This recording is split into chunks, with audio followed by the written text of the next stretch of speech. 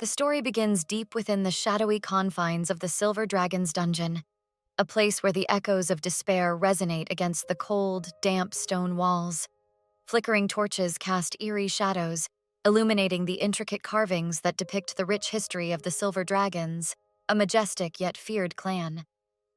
Suddenly, the heavy doors creak open, and the air shifts as the queen descends gracefully down the winding staircase, her presence commanding and regal. The sound of her footsteps reverberates through the dungeon, announcing her arrival with an undeniable authority. As she approaches, the guards standing at attention snap to a formal salute, their expressions a mix of reverence and apprehension. They have witnessed the queen's wrath before, and know better than to underestimate her mood.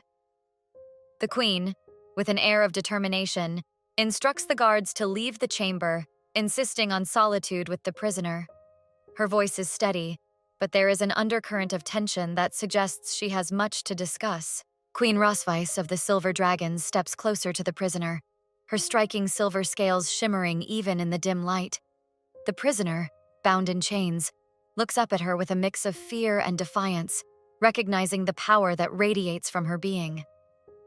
With a piercing gaze, Rosweis inquires about the experience of being a captive of the Dragon Clan, her tone both curious and mocking. "What does it feel like to know that your fate lies in the hands of a dragon?" she questions, her voice echoing off the stone walls. The prisoner, weary from pain and despair, responds with a quiet plea for death, his voice heavy with resignation. "Better to end this suffering than to linger in this wretched state," he murmurs, his eyes filled with torment. Rosweis, however, is not inclined to grant him such a merciful end. She relishes the power she holds over him and is determined to make his suffering last. "A quick death would be too easy for you," she replies, her tone laced with a cruel amusement. As she speaks, Rosweis's sharp eyes catch a glimpse of the prisoner's rugged features, and she notes an unexpected beauty beneath the grime and despair.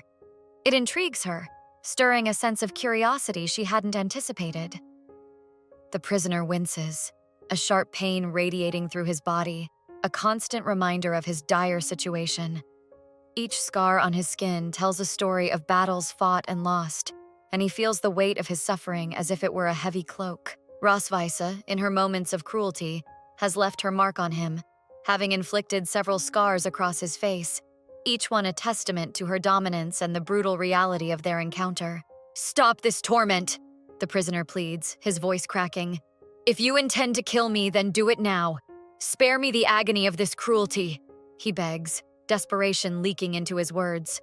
Rosweis, unfazed by his pleas, counters with an insight that stings. "The more powerful you become, the less you concern yourself with trivial matters," she states, her confidence unwavering. "Join my clan, and you will see the world through a different lens." The prisoner, however, remains skeptical of her intentions. "I'm not convinced you are worthy of my allegiance," he shoots back defiantly, his spirit refusing to be completely extinguished. Their eyes lock, a moment of tension hanging in the air as they assess each other. Two powerful beings from opposing worlds, each unwilling to back down. In a sudden burst of frustration, Rosweis lashes out, striking the prisoner with her powerful tail. The impact resonates through the dungeon, leaving him gasping for breath as the force nearly knocks the wind out of him. The blow was devastating, causing the prisoner to teeter on the brink of unconsciousness, his body battered and broken. He struggles to remain alert, knowing that to succumb now would mean defeat. "How dare you treat the Queen of the Silver Dragons with such disdain?" she hisses, her anger palpable. The audacity of his defiance is infuriating, and she vows to teach him a lesson. "Does Leon Cosmode truly believe he is still a hero, revered by thousands?" she mocks, her voice dripping with sarcasm. "Perhaps you wish to see the fall of my clan," she accuses, eyes narrowing. Rosweis warns him bluntly to awaken from his delusions, for death is imminent.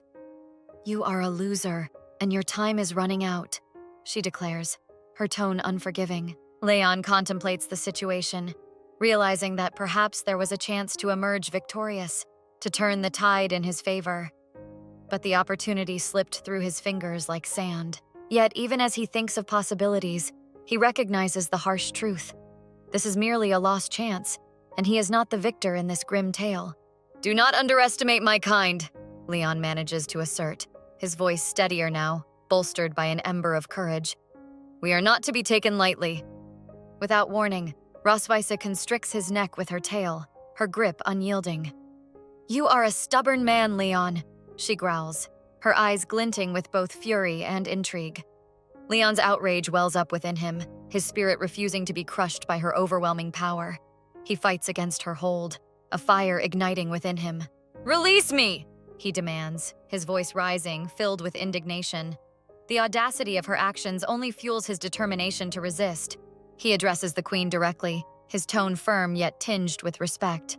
"You may be powerful, but I will not bow down to you so easily." Rosweise, taken aback, assumes that Leon seeks to apologize for his earlier behavior, perhaps recognizing her superiority. But she is mistaken. In that moment, Rosweise realizes she has made two critical mistakes. First, she should never have placed herself alone in the company of the most formidable dragon slayer. Second, she should never have tasted Leon's blood, an act that would come to haunt her in ways she could never have imagined. The realization dawns on her, and she feels an unexpected tremor of surprise coursing through her. The taste of his blood lingers on her lips, a forbidden magic that binds them in ways she had not anticipated. Rosweise is left momentarily stunned, grappling with the implications of her actions, as her mind races to comprehend the unfolding consequences. In an instant, Leon seizes the opportunity, loosening her grip with surprising strength and breaking free from her hold. The unexpected turn leaves Rosweise momentarily at a loss. As confusion washes over her, Rosweise's heart races. The heat within her grows, an unfamiliar sensation that makes her question her own emotions. Something is amiss with the queen, and she cannot quite grasp what has shifted within her. The air is thick with tension, and her instincts are on high alert. The weight of her newfound feelings and the implications of their connection begin to weigh heavily on her mind. Rosweise is bewildered, struggling to understand the turmoil that has begun to brew deep within her. Soon, she realizes that her life may now be irrevocably altered, destined to bring her only pain in the days to come. Uncertainty grips her as she contemplates her next move, aware that her choices have far-reaching consequences. In a moment of impulsiveness, Rosweise charges at Leon, her heart racing as she presses her chest against his, an unexpected intimacy sparking between them. Leon stands frozen, bewildered by the sudden shift in their dynamic. The world around them fades as they share this intimate moment. Rosweise seems to pulse with energy, her excitement palpable, yet Leon remains lost in confusion, struggling to comprehend her intentions. She leans in, and in a moment that seems to defy logic, Rosweise kisses him, a collision of emotions that neither of them foresaw. Leon, utterly surprised, feels a whirlwind of sensations as the kiss lingers, shaking him to his core. What is happening? An hour passes in a blur. The two entangled in their newfound connection, the world around them forgotten. Finally, Rosweise stirs, coming back to herself with a gasp, the reality of what has transpired crashing down upon her.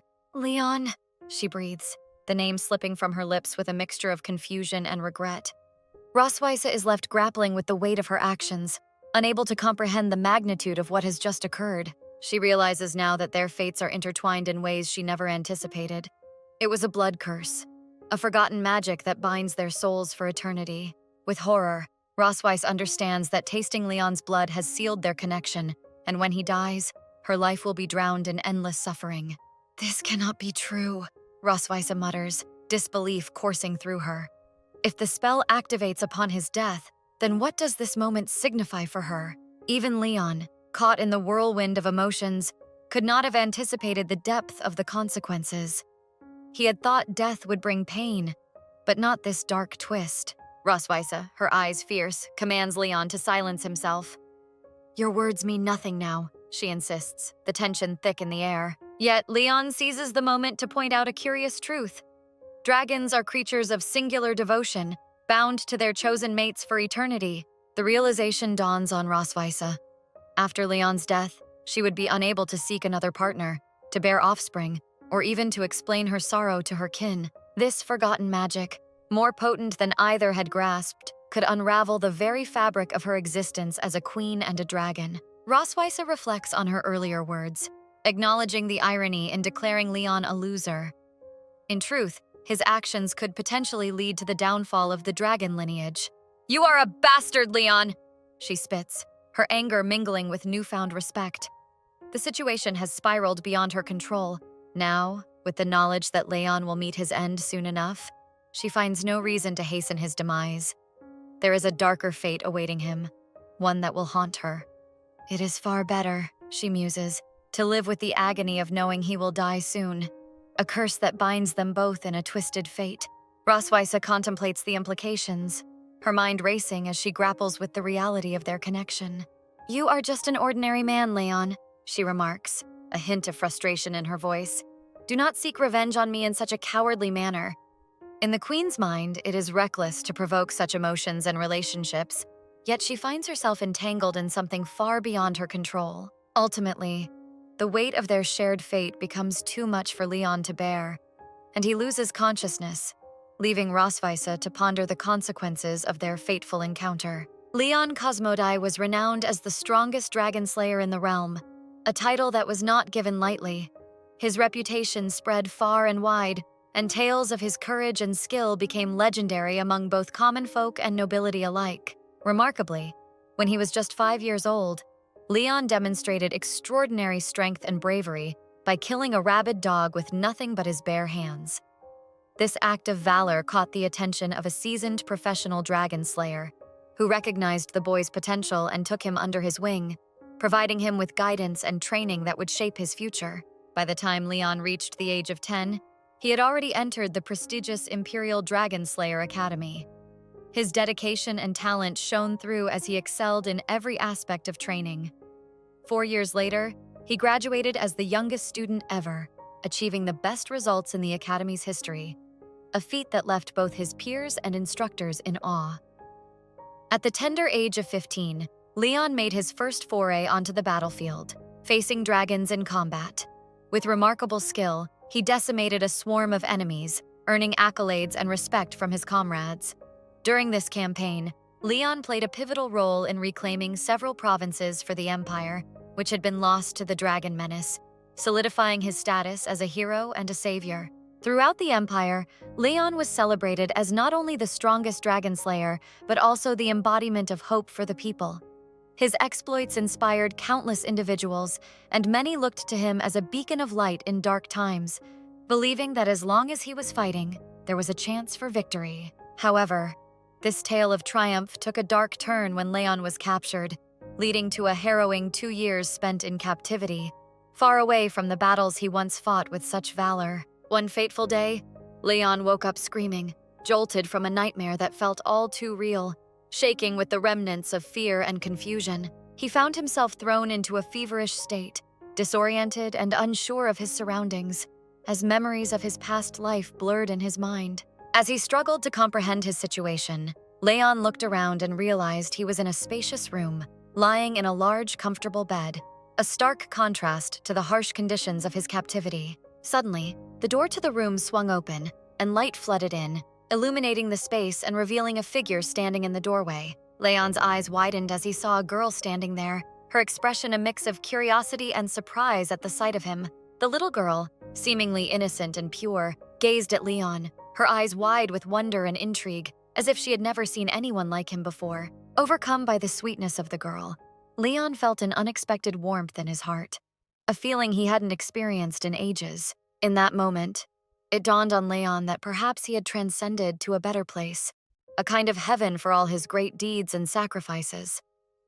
He began to believe that the girl must be an angel, sent to greet him and welcome him into this new realm, though she seemed unaware of the term or its meaning. Gathering his thoughts, Leon mustered the courage to ask the girl what her name was, desperate to learn more about this enchanting being.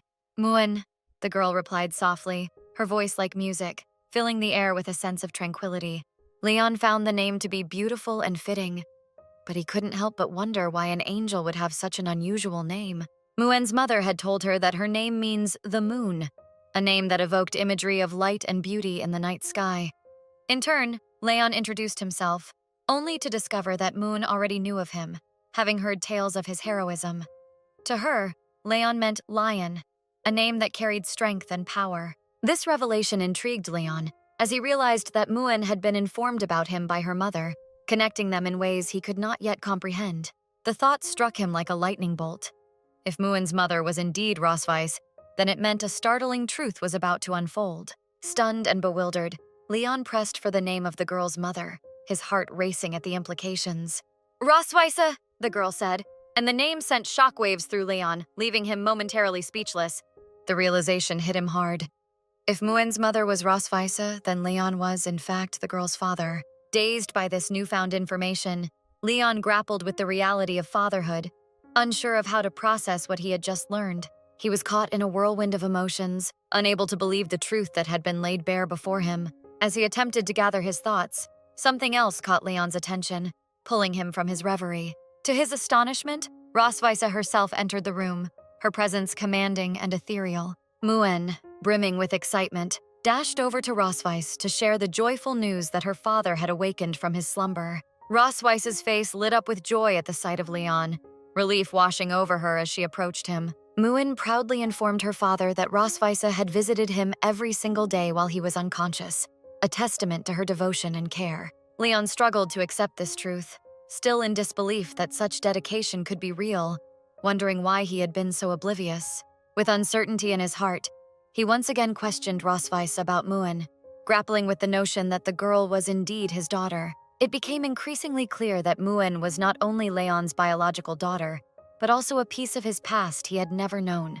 In an unexpected gesture, Rosweisse revealed her tale to Leon, an intimate and shocking display of her dragon heritage. Leon's indignation flared as he demanded to know why Rosweiss had given birth to Muin and what her intentions were in saving him. He had been trapped in a dreamlike state for 2 long years, and it seemed Rosweisse had no intention of letting him go from this reality. Yet, Leon couldn't shake the feeling that Rosweiss had acted without considering his feelings, and their differences were insurmountable. The divide between them felt like a torturous reality, not just for Leon, but for Rosweisse as well, both constrained by circumstances beyond their control. In a surprising move, Rosweisse grabbed Leon's leg with her tail, pulling him closer as he stumbled backward. Leon fell to the ground, bewildered and unsure of Rosweiss's intentions, caught in a web of confusion. As he lay there, the uncertainty of what Rosweiss planned to do next left him feeling vulnerable and exposed.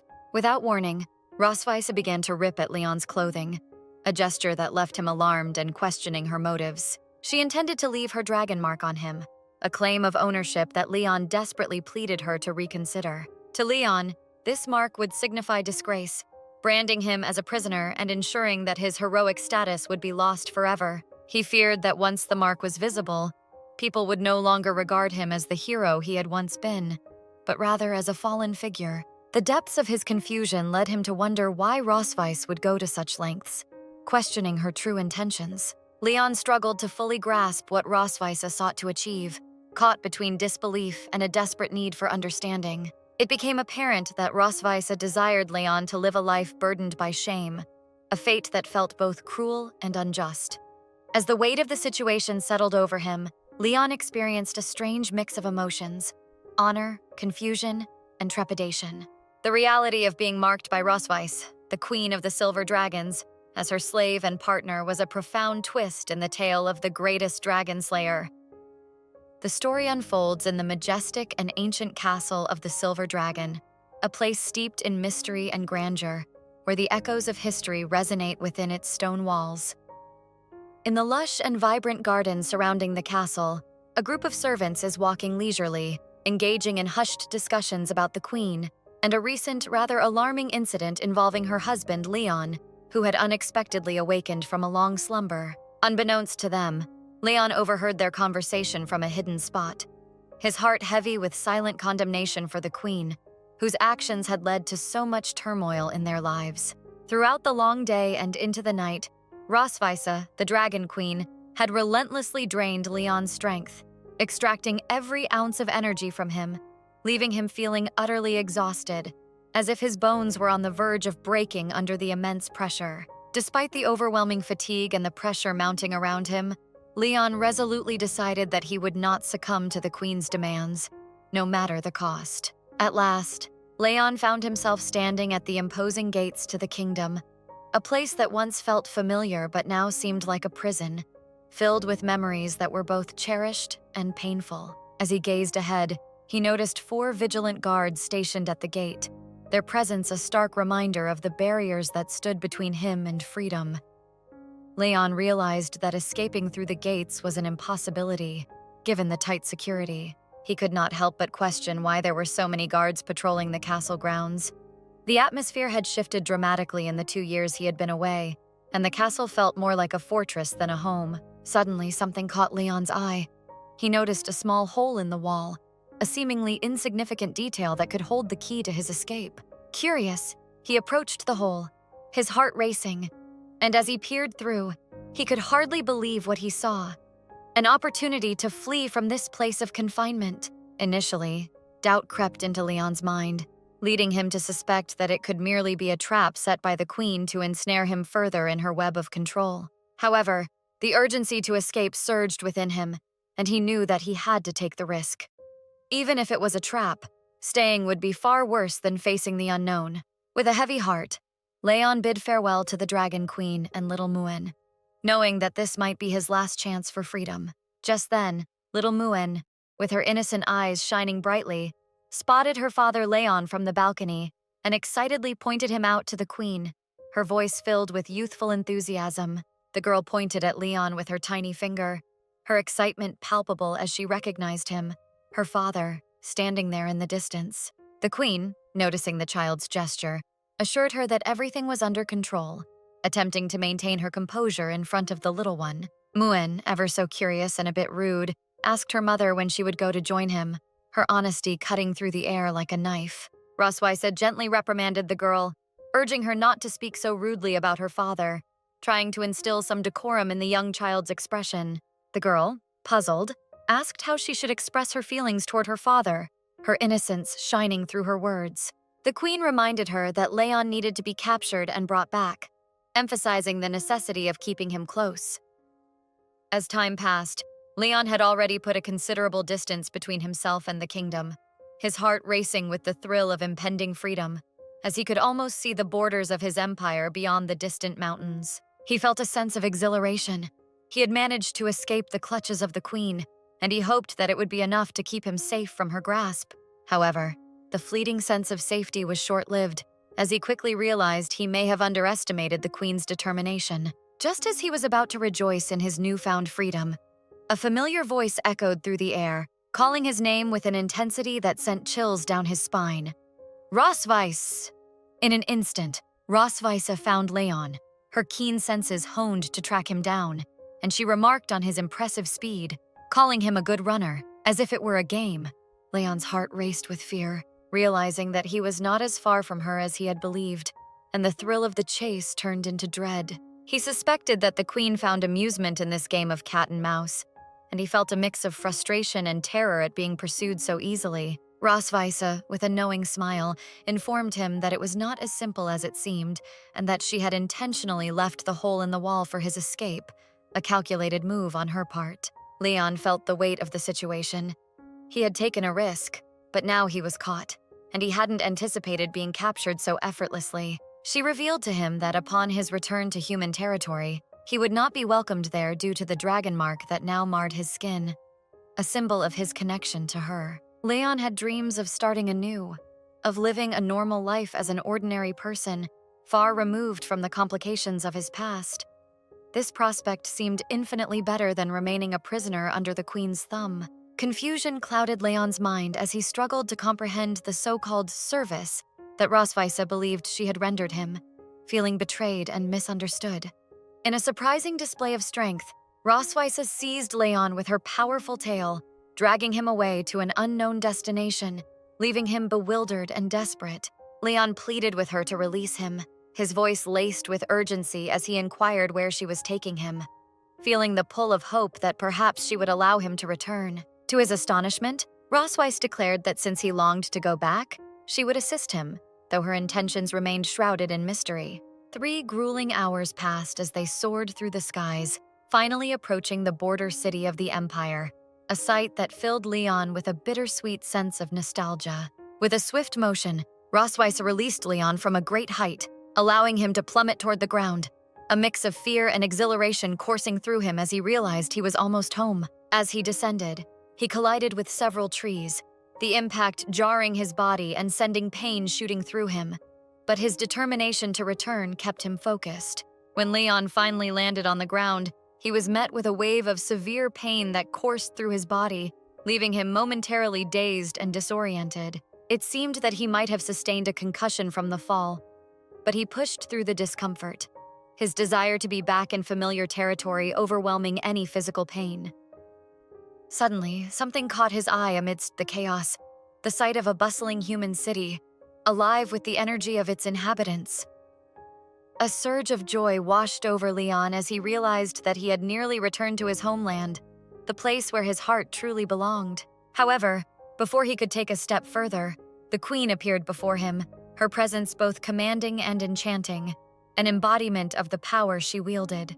With a curious expression, she asked him if he felt as if he had returned to his native lands, her tone laced with a hint of mockery. Yet, despite the proximity to his homeland, Leon knew that he could never truly return there, as the weight of his situation hung heavily on his shoulders. In a shocking moment, Leon's dragon mark suddenly lit up, glowing with an intensity that startled him and sent a wave of panic through his veins. Rosweiss realized she had forgotten to inform him that if the mark reacted in such a way, it indicated that one of the mark's owners was in distress. Now Leon felt an overwhelming heat spreading throughout his body, a sensation that felt both foreign and terrifying, leaving him feeling utterly helpless. With a cruel twist of fate, Rosweiss had purposely brought him to this location, ensuring that he would experience the humiliation and pain right in front of his hometown. Yet, despite the shame washing over him, Leon resolved that he would not let this moment define him. He would maintain his honor and dignity. He planned to bide his time, waiting for the right moment to repay this disgrace to the queen, determined to make her pay for the humiliation he had suffered. Rosweiss, taken aback by his resolve, regarded him with a mixture of surprise and intrigue, her interest piqued by his determination. To his astonishment, she agreed with him, acknowledging the complexity of their relationship and the challenges they both faced. Rosweiss expressed her anticipation for the moment when Leon would have the opportunity to repay her in kind, a glimmer of excitement in her eyes as she entertained the thought. As they stood there, the tension between them crackled in the air, a promise of conflict and resolution yet to come, as their destinies intertwined in ways neither of them could fully.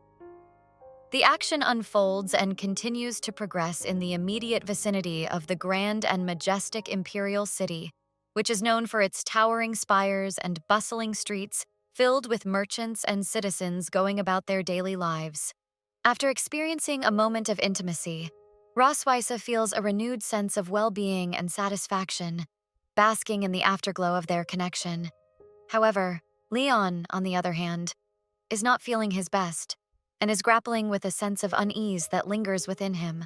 Rosweiss finds immense joy and pleasure in everything that has transpired between them, reveling in the warmth of their bond. In stark contrast, Leon feels as if he has been utterly defeated and is left with a sense of being emotionally drained and overwhelmed. In a bid to strengthen their connection further, Rosweiss proposes that they make a visit to this enchanting place every month, suggesting it could become a cherished tradition for both of them. Leon observes that the queen appears to be completely consumed by her desires, as she seems intent on drawing every ounce of life and energy from him. In that moment, he realizes that his initial instincts were indeed correct. Rosweiss firmly instructs Leon to return home, emphasizing that their daughter is eagerly waiting for their arrival and that they need to prioritize their family. In a moment of vulnerability, Leon pleads with Rosweiss to stop her relentless pursuit, seeking a moment of respite from the overwhelming situation. As a seasoned dragon slayer, Leon is determined not to be dragged along against his will. He asserts his independence and chooses to walk on his own, refusing to be carried or assisted any longer. Although the journey to the castle would take a mere 3 hours by air, Leon realizes that walking at a human pace would extend the travel time to an exhausting and arduous month-long trek. Rosweiss comes to the sobering realization that Leon will likely be unable to complete the journey on foot alone, prompting her to consider just how long he might be able to endure the strenuous walk. Some time has passed since their conversation, and the journey has taken its toll on Leon. Leon, having walked for an extended period, begins to feel extremely fatigued, his legs heavy and weary from the continuous movement. Rosweiss, seeing his exhaustion, offers to assist him once more. However, Leon stubbornly pretends that he isn't tired at all and declines her offer, determined to prove his strength. Rosweiss, frustrated by his stubbornness, believes that Leon is only skilled at delivering impressive phrases and grand declarations rather than genuinely expressing his needs. Suddenly, something catches their attention, drawing their focus away from their current predicament. They unexpectedly come across a squad of dragon slayers, a sight that piques Leon's interest and raises a sense of urgency within him. In an instant, Leon realizes that these dragon slayers could potentially provide him with the opportunity to escape from Rosweiss's grasp. As the squad approaches, Rosweiss's demeanor shifts dramatically. Her expression turns to one of fury, and she becomes visibly agitated. Leon quickly comprehends that if he were to call for help from the dragon slayers, Rosweiss would likely retaliate with devastating consequences, eliminating them without hesitation. The leader of the squad, noticing the Dragon Queen accompanying Leon, immediately commands everyone to halt their movements. The commander of the detachment approaches them and inquires whether Leon and Rosweiss have lost their way in the forest. Leon responds calmly, assuring the commander that they were simply taking a stroll in the area, attempting to downplay the tension of the situation. The commander warns them that this particular forest is not the safest place for a leisurely walk, as it is home to many hostile creatures, and he offers to accompany them for their protection. The stranger introduces himself, revealing that his name is Volker, and he serves as the captain of the 47th Dragon Fighter Squadron within the Imperial Army. Leon insists that everything is perfectly fine and assures the captain that they are capable of defending themselves, requesting that the captain maintain a respectful distance from him. The captain observes Leon closely, noting that he bears a striking resemblance to someone he knows, which raises his curiosity. Rosweiss tenses up, sensing the potential threat in the captain's recognition of Leon. This realization fills her with unease. The situation could quickly escalate if they are not careful. Just as Rosweiss prepares to launch an attack on the squad, Leon instinctively grabs her arm, effectively stopping her from making any hasty decisions. Taking control of the situation, Leon reassures the captain that he must have mistaken him for someone else, hoping to diffuse any mounting tension. Leon possesses a rather ambiguous appearance, one that even his own wife occasionally confuses with someone else, leading him to whisper to Rosweiss, urging her to allow them to leave peacefully so that they can return home together. To an outside observer, Rosweiss and Leon present themselves as the ideal married couple, exuding an air of harmony and affection. The captain, deciding that it would be best not to intrude further on the couple's moment, chooses to let them be and continues on his way. The group of dragon slayers resumes their journey, leaving Rosweiss and Leon alone once more. Despite the departure of the dragon slayers, Rosweiss remains visibly discontented with the unfolding events, feeling frustrated by the interactions they just had. She immediately distances herself from Leon's embrace, clearly upset by the situation and wanting to assert her own feelings. Leon is not foolish enough to seek assistance from the dragon slayers, knowing that it could lead to even more trouble. However, he is acutely aware of his precarious position. The existence of their daughter does not necessarily grant him the right to refer to Rosweiss as his wife. Rosweiss informs Leon, who appears to be weary and worn out, that it is time for them to head home. Leon, recognizing the wisdom in her words, agrees without any objections. Suddenly, he notices a troubling trace of blood on his hand, and an unsettling realization washes over him. Something is definitely amiss. Before he can fully comprehend the situation, Leon loses consciousness and collapses to the ground, leaving Rosweiss alarmed. It seems that Leon has fainted, a troubling turn of events that leaves Rosweiss concerned. Rosweiss mentally questions the weakness of those around her, musing on the fragility of their state. Without hesitation, she takes hold of Leon by his clothes, determined to assist him despite the circumstances. In a swift motion, the queen throws Leon onto her back, exhibiting her strength and resolve. Leon remains unconscious, his state leaving Rosweiss with a sense of urgency as she contemplates their next steps. Rosweiss interprets Leon's unconsciousness as a cry for help, and she is prepared to act swiftly to ensure his safety and well-being. The following day arrives with a gentle dawn, the sun slowly rising to cast its golden light across the landscape, signaling the start of a new day filled with potential and promise. Leon awakens in his comfortable bed, nestled under a warm blanket. Yet he looks somewhat weary, the remnants of a restless night evident in the slight bags beneath his eyes and the way he stretches his limbs to shake off the lingering fatigue. As he blinks away the sleep, Moon, his beloved daughter, notices that her father has finally stirred from his slumber. Her heart swells with joy at the sight of him waking up, and she can't help but smile brightly, radiating happiness as she approaches him with youthful exuberance. Leon, still trying to fully grasp his surroundings, turns to Muin and inquires, with a hint of confusion, about how he ended up in this familiar yet cozy space. Muin eagerly explains that it was Rosweisa, her mother, who had kindly brought him home after what must have been an eventful day. A sudden realization washes over Leon as he processes Muin's words.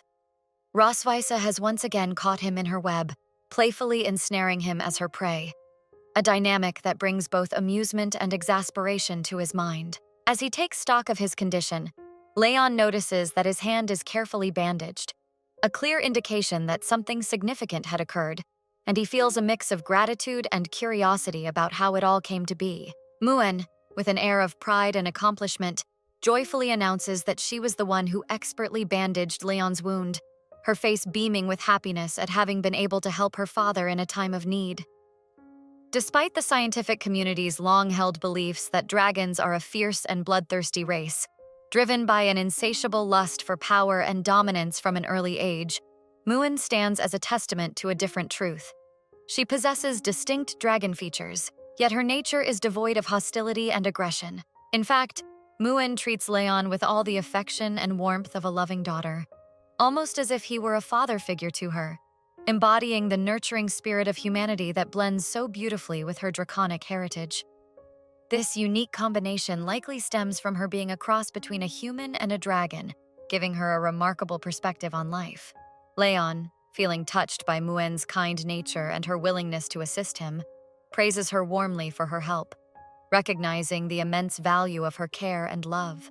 As he gazes at her, Leon thinks to himself that Muin is incredibly adorable, and he expresses a sincere hope that she won't adopt the more aggressive or harsh traits of her mother as she grows older, wishing to preserve her sweet innocence. Meanwhile, Rosweis, who has been quietly observing this touching exchange, overhears Leon's words and is left contemplative and puzzled, wondering what could possibly be wrong with Muin becoming more like her mother in the future. Caught off guard by Rosweis's sudden presence, Leon finds himself at a loss for words, unable to formulate a proper response to her unspoken inquiry about his thoughts on her parenting style. In a moment of innocent pride, Muin boasts to her mother about her success in bandaging her father's hand, a small yet significant achievement that reflects her growing desire to take care of those she loves. Rosweisa responds affirmatively, stating that this is indeed what she should be doing as a daughter, reinforcing the expectations placed upon Muin and their family dynamic. Leon, however, can't help but think that Rosweisa is perhaps a bit too strict and rigid in her approach to motherhood, which he believes might not be the best way to raise a child who is still so young and impressionable.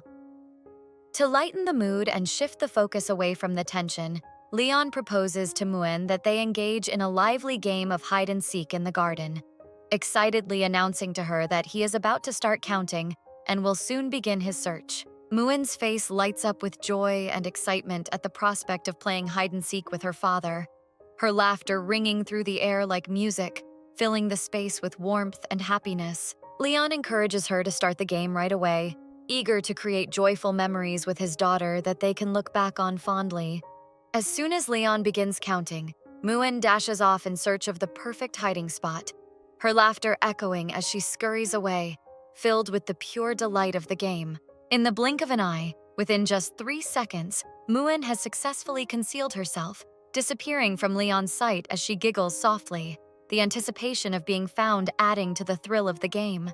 With Muin hidden away, Leon turns his attention back to Rosweis, eager to engage in conversation with her and perhaps understand her perspective a little better. He questions her, wondering aloud if she might be too strict in her parenting style, contemplating whether there could be a more gentle and nurturing approach to raising their daughter. Rosweisa, with an air of authority, counters that all dragons endure a similar upbringing, asserting firmly that only through strict discipline and unwavering guidance can a worthy warrior be forged for the challenges that lie ahead. However, Leon challenges this notion, arguing that Muen is not a pure-blooded dragon and therefore deserves a more compassionate and understanding upbringing, one that recognizes her sweet and gentle nature rather than suppressing it. In an attempt to soften the tension and bring a sense of playfulness back into the conversation, Leon comments that Rosweise herself is quite sweet at her core, hoping to lighten the mood and perhaps find common ground. Yet Rosweise feels a pang of hurt at these words,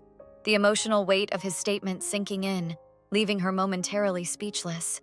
In a playful yet assertive gesture, Rosweise grabs onto Leon's clothes, asserting her presence and authority in a teasing but firm manner, making it clear that she is not to be underestimated.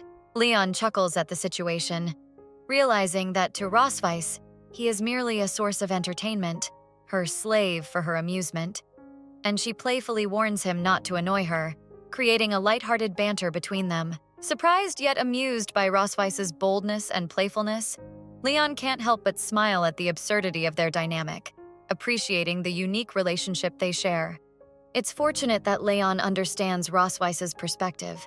After all, she is the Dragon Queen, burdened with responsibilities and duties that keep her busy in the government, making it his responsibility to care for Muen and ensure her happiness. Rosweise takes a moment to share with Leon that Muen holds a special fondness for him, a heartfelt statement that warms his heart and reinforces the bond they share as a family. The scene transitions to the garden, where the playful game of hide-and-seek unfolds amidst the vibrant colors of flowers and greenery, creating a picturesque backdrop filled with life and beauty. As he walks through the garden, Leon reflects on Rosweise's words, considering the implications of her statements and the weight of their responsibilities as parents. Suddenly, out of the corner of his eye, he notices a silhouette lingering just behind him, a shadow that piques his curiosity and momentarily distracts him from his thoughts. Muen, in her innocent naivety, seems to underestimate her father's keen senses, truly believing that he wouldn't notice her if she peeked out from her hiding spot, her playful spirit shining through. Leon playfully calls out to her, telling her that he has found her, enjoying the game and the lighthearted moment they share, his voice filled with laughter and joy. Like a child caught in the act, Leon points at Muen with his finger, delighting in the fun of the game and the shared laughter that fills the air. However, Leon's expression shifts as he perceives that Muen is not as happy as one might expect. There is a flicker of disappointment in her eyes that he cannot ignore. Muen's demeanor suggests she is displeased with something, leaving Leon puzzled and concerned about what might have gone wrong in their playful interaction. Realizing the misunderstanding, Leon quickly apologizes for making her wait, hoping to mend the situation and restore the joy of their game. In response, Muen turns away and begins to run off, leaving Leon confused and unsure of what just happened, her sudden change in mood catching him off guard. He struggles to grasp the situation, uncertain of why Muen has suddenly decided to flee, her actions leaving him questioning his approach. The girl disappears from his view with surprising swiftness, her movements quick and agile, a testament to her youthful energy and spirit. Leon reflects on the challenges of understanding a child's mood, realizing just how unpredictable they can be and how easily joy can turn into disappointment. It dawns on him why Rosweise has insisted on him keeping a watchful eye on his daughter. At that moment, Muen is sneaking up on him from behind, ready to surprise him with her playful spirit. Muen swiftly grabs Leon from behind, hugging him tightly with joy and excitement, thrilled that she has managed to find her dad during their game, her laughter echoing around them. Leon, still trying to comprehend the whirlwind of events, is left bewildered by this unexpected turn of play, feeling both confused and delighted by Muen's antics. He had been searching for Muen for quite a while, but it turns out she had taken the initiative to look for him instead, turning the tables on him in a playful twist of fate. As he contemplates this, Leon wonders if perhaps he misjudged the situation earlier, realizing that communication is key in their father-daughter relationship. Muen, filled with excitement and energy, pulls her father along, determined to show him something wonderful she has discovered in their magical garden, her eyes sparkling with enthusiasm. Behind them, there stands another girl, her presence curious and intriguing, leaving Leon to ponder who she might be and what role she plays in this unfolding story.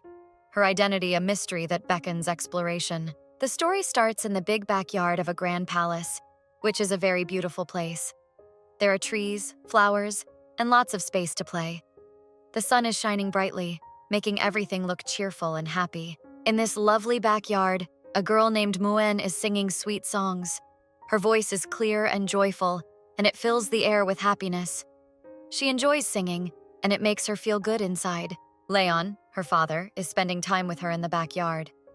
He smiles and watches her sing. While this is happening, Muen is also painting a picture with bright colors. She looks very happy and is enjoying her time making art. Leon feels very lucky to be the father of such a sweet and lovely daughter like Muen. He thinks it is a wonderful miracle to have her in his life. She brings so much joy to him, and he loves her very much. Leon believes that one day he will help Muen escape from her mother's grasp. He knows that her mother can be very controlling and protective. He wants Muen to be free and happy, away from any worries. Muen is excited to show her dad the drawing she made. She runs over to him with a big smile on her face, holding her artwork proudly. She wants him to see what she created with her own hands. The drawing shows their family, and Leon looks at it with pride. He praises Muen for her hard work and talent.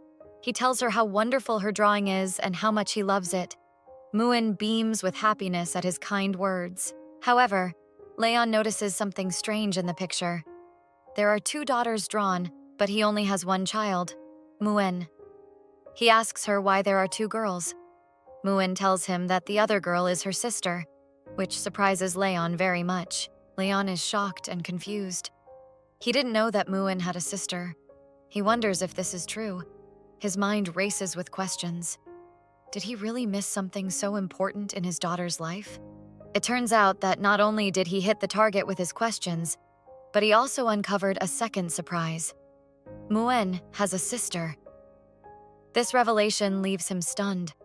He thinks about the girl he saw in the garden earlier. Could she be Muen's sister?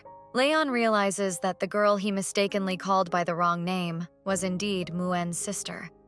He feels guilty for not knowing and for possibly making Muen upset with his mistake. He never intended to hurt her feelings. Muen, on the other hand, has a different perspective on the situation. She explains that she is just a little shy about introducing her sister. She hasn't spent much time with her sister yet, so it feels a bit awkward for her. Leon understands that Muen's reaction is quite normal for a child. They haven't seen each other much, so it's not surprising that she feels shy. He thinks that it's a calm and reasonable reaction for a young girl. The issue of Muen's sister is tied to the actions of the Silver Dragon Queen, Losweiser. She has been hiding her second daughter from Leon for reasons that are not clear. Leon knows he needs to find out the truth from her. The scene shifts to the office of Losweiser, where the queen is doing her royal duties.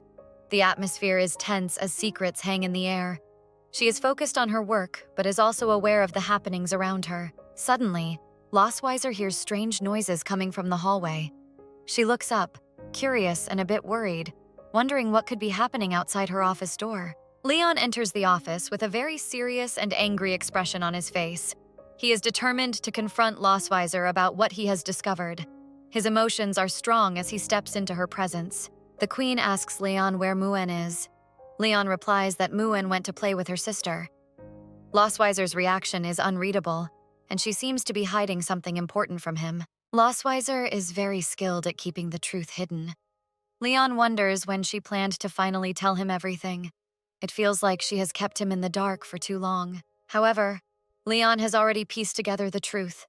He understands more than she realizes, and he is not going to let her keep secrets from him any longer. Losweiser has done an impressive job of raising 2 beautiful daughters.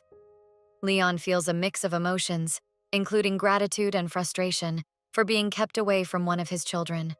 When he returns to the Empire, Leon is determined to write both of his daughters' names in their family tree.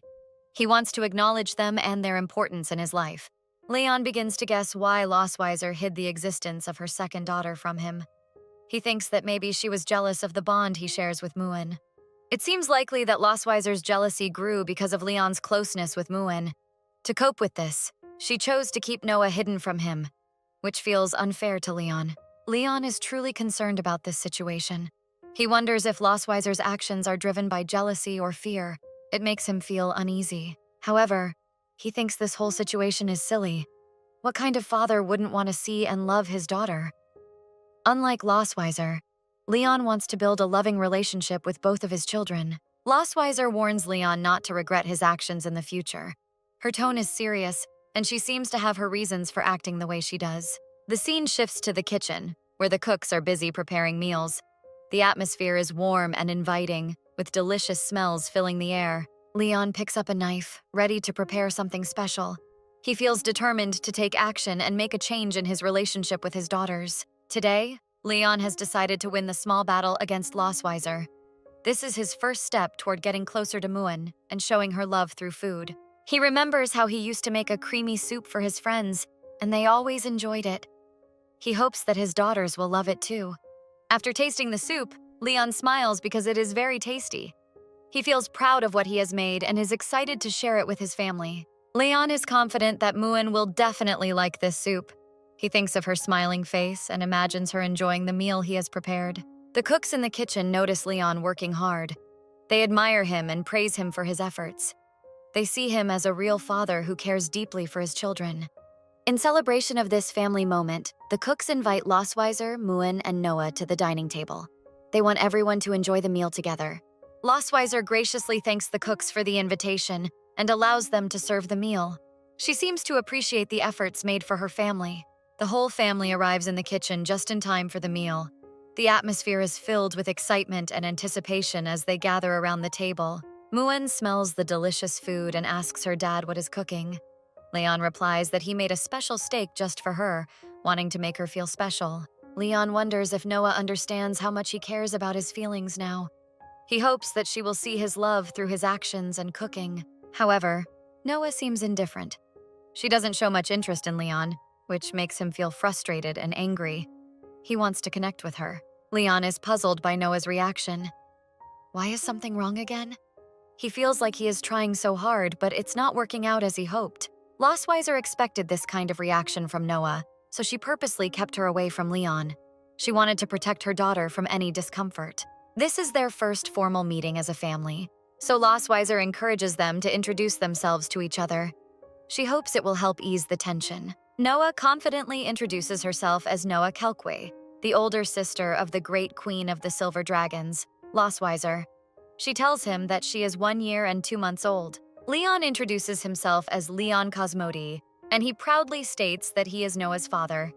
This moment is significant for him as it represents his second step toward connecting with his eldest daughter. "Oh, how nice," Noah replies, but her tone is cold, leaving Leon surprised. He wonders if she is upset with him for something he did. Leon is taken aback by Noah's coldness. Did she really take offense at him for not knowing about her? This thought weighs heavily on his mind. Muin, noticing the tension, whispers to Noah to be more talkative and friendly. She wants her sister to feel comfortable with their dad, but Leon looks defeated. Is this really her dad? He feels weak in this moment, struggling to connect with his daughters. Leon feels very hurt by Noah's words. He wanted to be a good father, but now he feels like he has failed. Noah's behavior feels very cruel to Leon. Today marks his first defeat in his journey to becoming a good father, and it stings deeply. Despite his efforts, Leon feels like he has a long way to go in building a loving relationship with his daughters. He knows he must keep trying, no matter how difficult it seems. Many people believe that having a family dinner is a wonderful chance for everyone to come together, share stories, and talk about their day. However, for Leon, today's dinner feels like a really big challenge that he has to face. It makes him a bit anxious because he knows that family meals can sometimes bring up unexpected conversations. Even though Noah and her brother Muin look very much alike with similar features, they have very different personalities and ways of acting. You can see right away that Noah takes after her mother more than her father. While Muin might be more playful and adventurous, Noah tends to be more serious and focused on her goals. During the dinner, Leon turned to Noah and asked her a simple question. Did she like the dinner they had today, or did she not enjoy it at all? He was curious to know her thoughts, hoping she would say something nice. To Leon's surprise, Noah responded honestly by saying that she thought the dinner was really terrible. Hearing those words made Leon feel very sad and hurt inside. He didn't like to hear his daughter say such negative things about the meal he had prepared. It made him feel like he had let her down. When Rosweiza, who was sitting nearby, heard Noah's reply, she couldn't help but let out a soft laugh. She found something amusing in the situation, perhaps because she understood that kids can sometimes be very honest and blunt. Moon noticed his mother's chuckle and asked her why she seemed so happy at that moment. For Moon, seeing his father happy and enjoying time with them brought him great joy. So when he saw that his father was smiling, it made him feel happy too, and he wanted to share that happiness with everyone. Leon, realizing the bond he had with his family, agreed with Moon's feelings. He said that he truly enjoys spending time with his family, and these moments are precious to him. He feels that family dinners are important for strengthening their connection. Moeen, feeling excited and playful, asked Leon if he could cook dinner for them every single day. He thought it would be fun to have his father cook for them all the time. However, he didn't really want to share a meal with a dragon every day because he thought it might be too strange and different. Noah, not liking the idea of having dinner every day with a dragon, quickly rejected Moeen's request. She had her own plans and goals in mind that were more important to her than daily dinners. The reason for Noah's rejection was her strong desire to go study at St. Hade Academy. She had heard many wonderful things about the school and wanted to be part of that experience. Rosweiza, noticing Noah's eagerness, pointed out that kids usually start attending St. Hade Academy when they are around 4 or 5 years old. She wondered why Noah was so eager to go there now when she was still young. In response to her mother's question, everyone heard Noah express her bold desire to defeat all the dragon slayers. This was surprising to everyone, especially since her father, Leon, was also a dragon slayer. Noah seemed determined and passionate about her goal. It turned out that the child wanted to defeat her own father, which sounded really bad to everyone listening. They were worried about how this would affect their family dynamics and relationships. Leon, concerned for his daughter's safety, replied to Noah by telling her that dragon hunters were very strong and that she was still too young to face them. He warned her that she could get hurt if she tried to fight them. Noah listened to her father's words but asked him not to treat her like a little child, even though she was still quite young. She wanted to be taken seriously and felt ready to take on challenges. Rosweiss thought about what Noah said and agreed that it was a good idea. She believed that the sooner Noah learned essential skills, the sooner she could prepare herself for the battlefield. Rosweiss wanted to help Noah become strong. Rosweiss then turned to Leon and asked for his opinion on the situation. She wanted to know if he had a good reason to stop Noah from pursuing her dreams of becoming a great warrior. Leon realized that if he continued to resist Noah's wishes, she might really start to hate him for not supporting her dreams. Therefore, he needed to be careful and think about how to approach this delicate situation. After thinking it over, Leon finally replied that he had no objections to Noah going to the academy.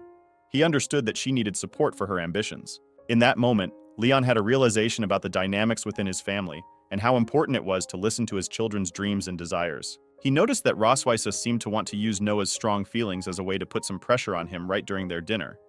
It felt like she was trying to manipulate the situation. In his mind, Leon felt a lot of dislike towards Rosweiss for trying to use their daughter in this way. He thought it was unfair and didn't appreciate her tactics. Well, since no one in the family was against Noah attending St. Hade Academy, Leon knew he would have to prepare her for the entrance exams that would take place in a month. It was going to be a busy time for them. After all the discussions, that marked the end of their family dinner. The children were happily playing with each other, and Noah noticed that Moon had a large tummy, which made her giggle. Leon called Rosweiss over to him, wanting to talk to her about something important. He pointed out to her that there were dirty plates left on the table, and they needed to be cleaned up after their meal.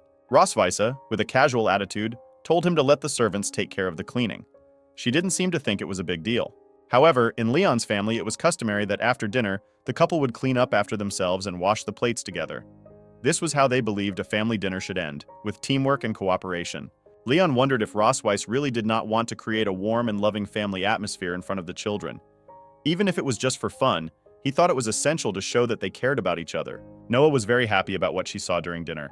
She loved the happy moments shared with her family. After some thought, Rosweiss finally agreed to help Leon with the dishes, wanting to support him in keeping their family traditions alive. Moon was also called upon to help them with the cleaning up. It was a family effort, and everyone was expected to pitch in. But Noah, feeling a bit cheeky, was pulling Moon by his clothes, trying to get him to follow her and help. Moon screamed and asked where his sister was pulling him, feeling a bit confused and playful about the whole situation. It was now time for them to wash the dishes, and they had to get started quickly. Rosweiss asked Leon when he would join her and start helping with the cleaning. She hoped he would not leave her to do it all alone. But had Rosweiss forgotten what Leon had told her 2 years ago? He had made it clear that it was never a good idea to be alone with a very strong dragon slayer. Rosweiss looked confused by this comment. She wondered what Leon was planning and why he was bringing this up now. Leon used to get very tired from walking long distances, which made it easier for her to control him. But now, things had changed, and he seemed more determined. It seemed like Leon really thought he could escape from this situation using this trick, and that surprised Rosweiss. In a sudden move, he hit Rosweiss on the tail with all his strength, catching her off guard. However, Leon didn't genuinely plan to run away. His actions were more of a playful tease than a serious attempt to escape. Rosweiss was outraged by his actions and felt her emotions rising. As Leon held onto her tail tightly, Rosweiss felt a lot of pain. She was surprised by how sensitive her tail was and how much it hurt to be grabbed. At that moment, the queen felt like she was not capable of doing anything at all. She was caught by surprise. The essence of being a dragon made Rosweiss's tail extremely sensitive. When someone grabbed it, she immediately acted like a small kitten, feeling very weak and helpless.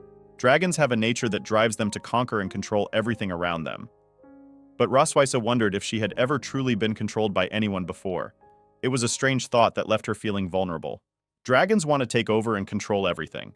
Has she ever been controlled by anyone before? Rosweiss is feeling extremely tired right now, and this fatigue is evident on her face. She's been through a lot of difficult situations recently, and the toll it has taken on her is clear for anyone to see. Her eyes look heavy, and her shoulders seem to carry a weight that suggests she desperately needs a break. A moment of rest is essential for her to regain her energy and composure, as she has been juggling so many responsibilities and challenges. Rosweiss, feeling the discomfort of Leon holding onto her tail, turns to him with a polite expression and kindly asks him to let go. It is clear that she feels a bit uneasy with him holding on tightly and wishes for some personal space. Her tone is gentle, indicating that she does not want to hurt his feelings, but she expresses her need for a little more distance in a calm and respectful manner. Since the day Leon woke up from his long slumber, Rosweiss has been treating him in a way that makes him feel quite small and insignificant. She walks around him with a certain air of superiority, as if he is not important in her eyes, and engages with him in a manner that feels playful, yet demeaning. To her, it might seem like harmless fun, but for Leon, this behavior makes him feel a bit humiliated and belittled, as if he were merely a plaything rather than a person deserving of respect. In a moment of curiosity and perhaps a desire for change, Rosweiss asks Leon if there is a way they could switch roles for the evening. She expresses a genuine wish to experience life from his perspective, wanting to understand how he feels in their current situation. However, Leon, feeling a wave of offense at her suggestion, reacts by calling her a bastard, his frustration bubbling to the surface as he struggles with the implications of her request. At that moment, Leon hears an unexpected sound coming from the hallway, causing him to freeze in place. A rush of anxiety floods over him as he wonders what is happening just outside the room. His heart races, and his mind races with thoughts about the possible scenarios unfolding beyond the door, leaving him feeling tense and apprehensive about what might come next. It turns out that the sound Leon heard is simply the chatter of the servants talking in the hallway.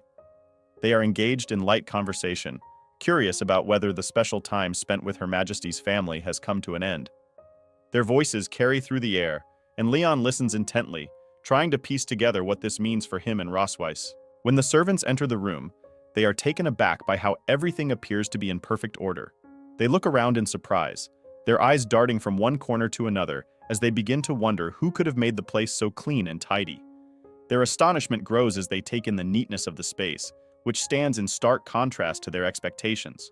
As the servants walk around the room, they express their astonishment at the cleanliness of everything. It seems as if a magic hand has come and organized everything perfectly, leaving no trace of clutter or mess behind. Their remarks are filled with wonder and curiosity, and they marvel at the transformation of the space. Meanwhile, Leon and Rosweiss find themselves hiding in the closet, doing their best to remain very quiet to avoid being discovered by the servants. They exchange nervous glances, fully aware of the need to stay hidden for a while longer, as the tension in the air thickens with each passing moment. Leon leans closer to Rosweiss and whispers, reminding her to stay quiet. He is particularly anxious about the possibility of the maids finding them in their hiding spot. It's quite surprising to see the usually proud and powerful queen acting so cautious and humble in such a situation, and it adds an interesting layer to their dynamic. After a couple of minutes that feel like an eternity, the servants finally leave the room, allowing Leon and Rosweiss to breathe a sigh of relief. They exchange relieved smiles, grateful to be out of immediate danger and able to relax a little now that they are no longer at risk of being discovered. Rosweiss looks at Leon and notices a sense of desperation in his eyes. She realizes that he is feeling overwhelmed by everything that is happening around them.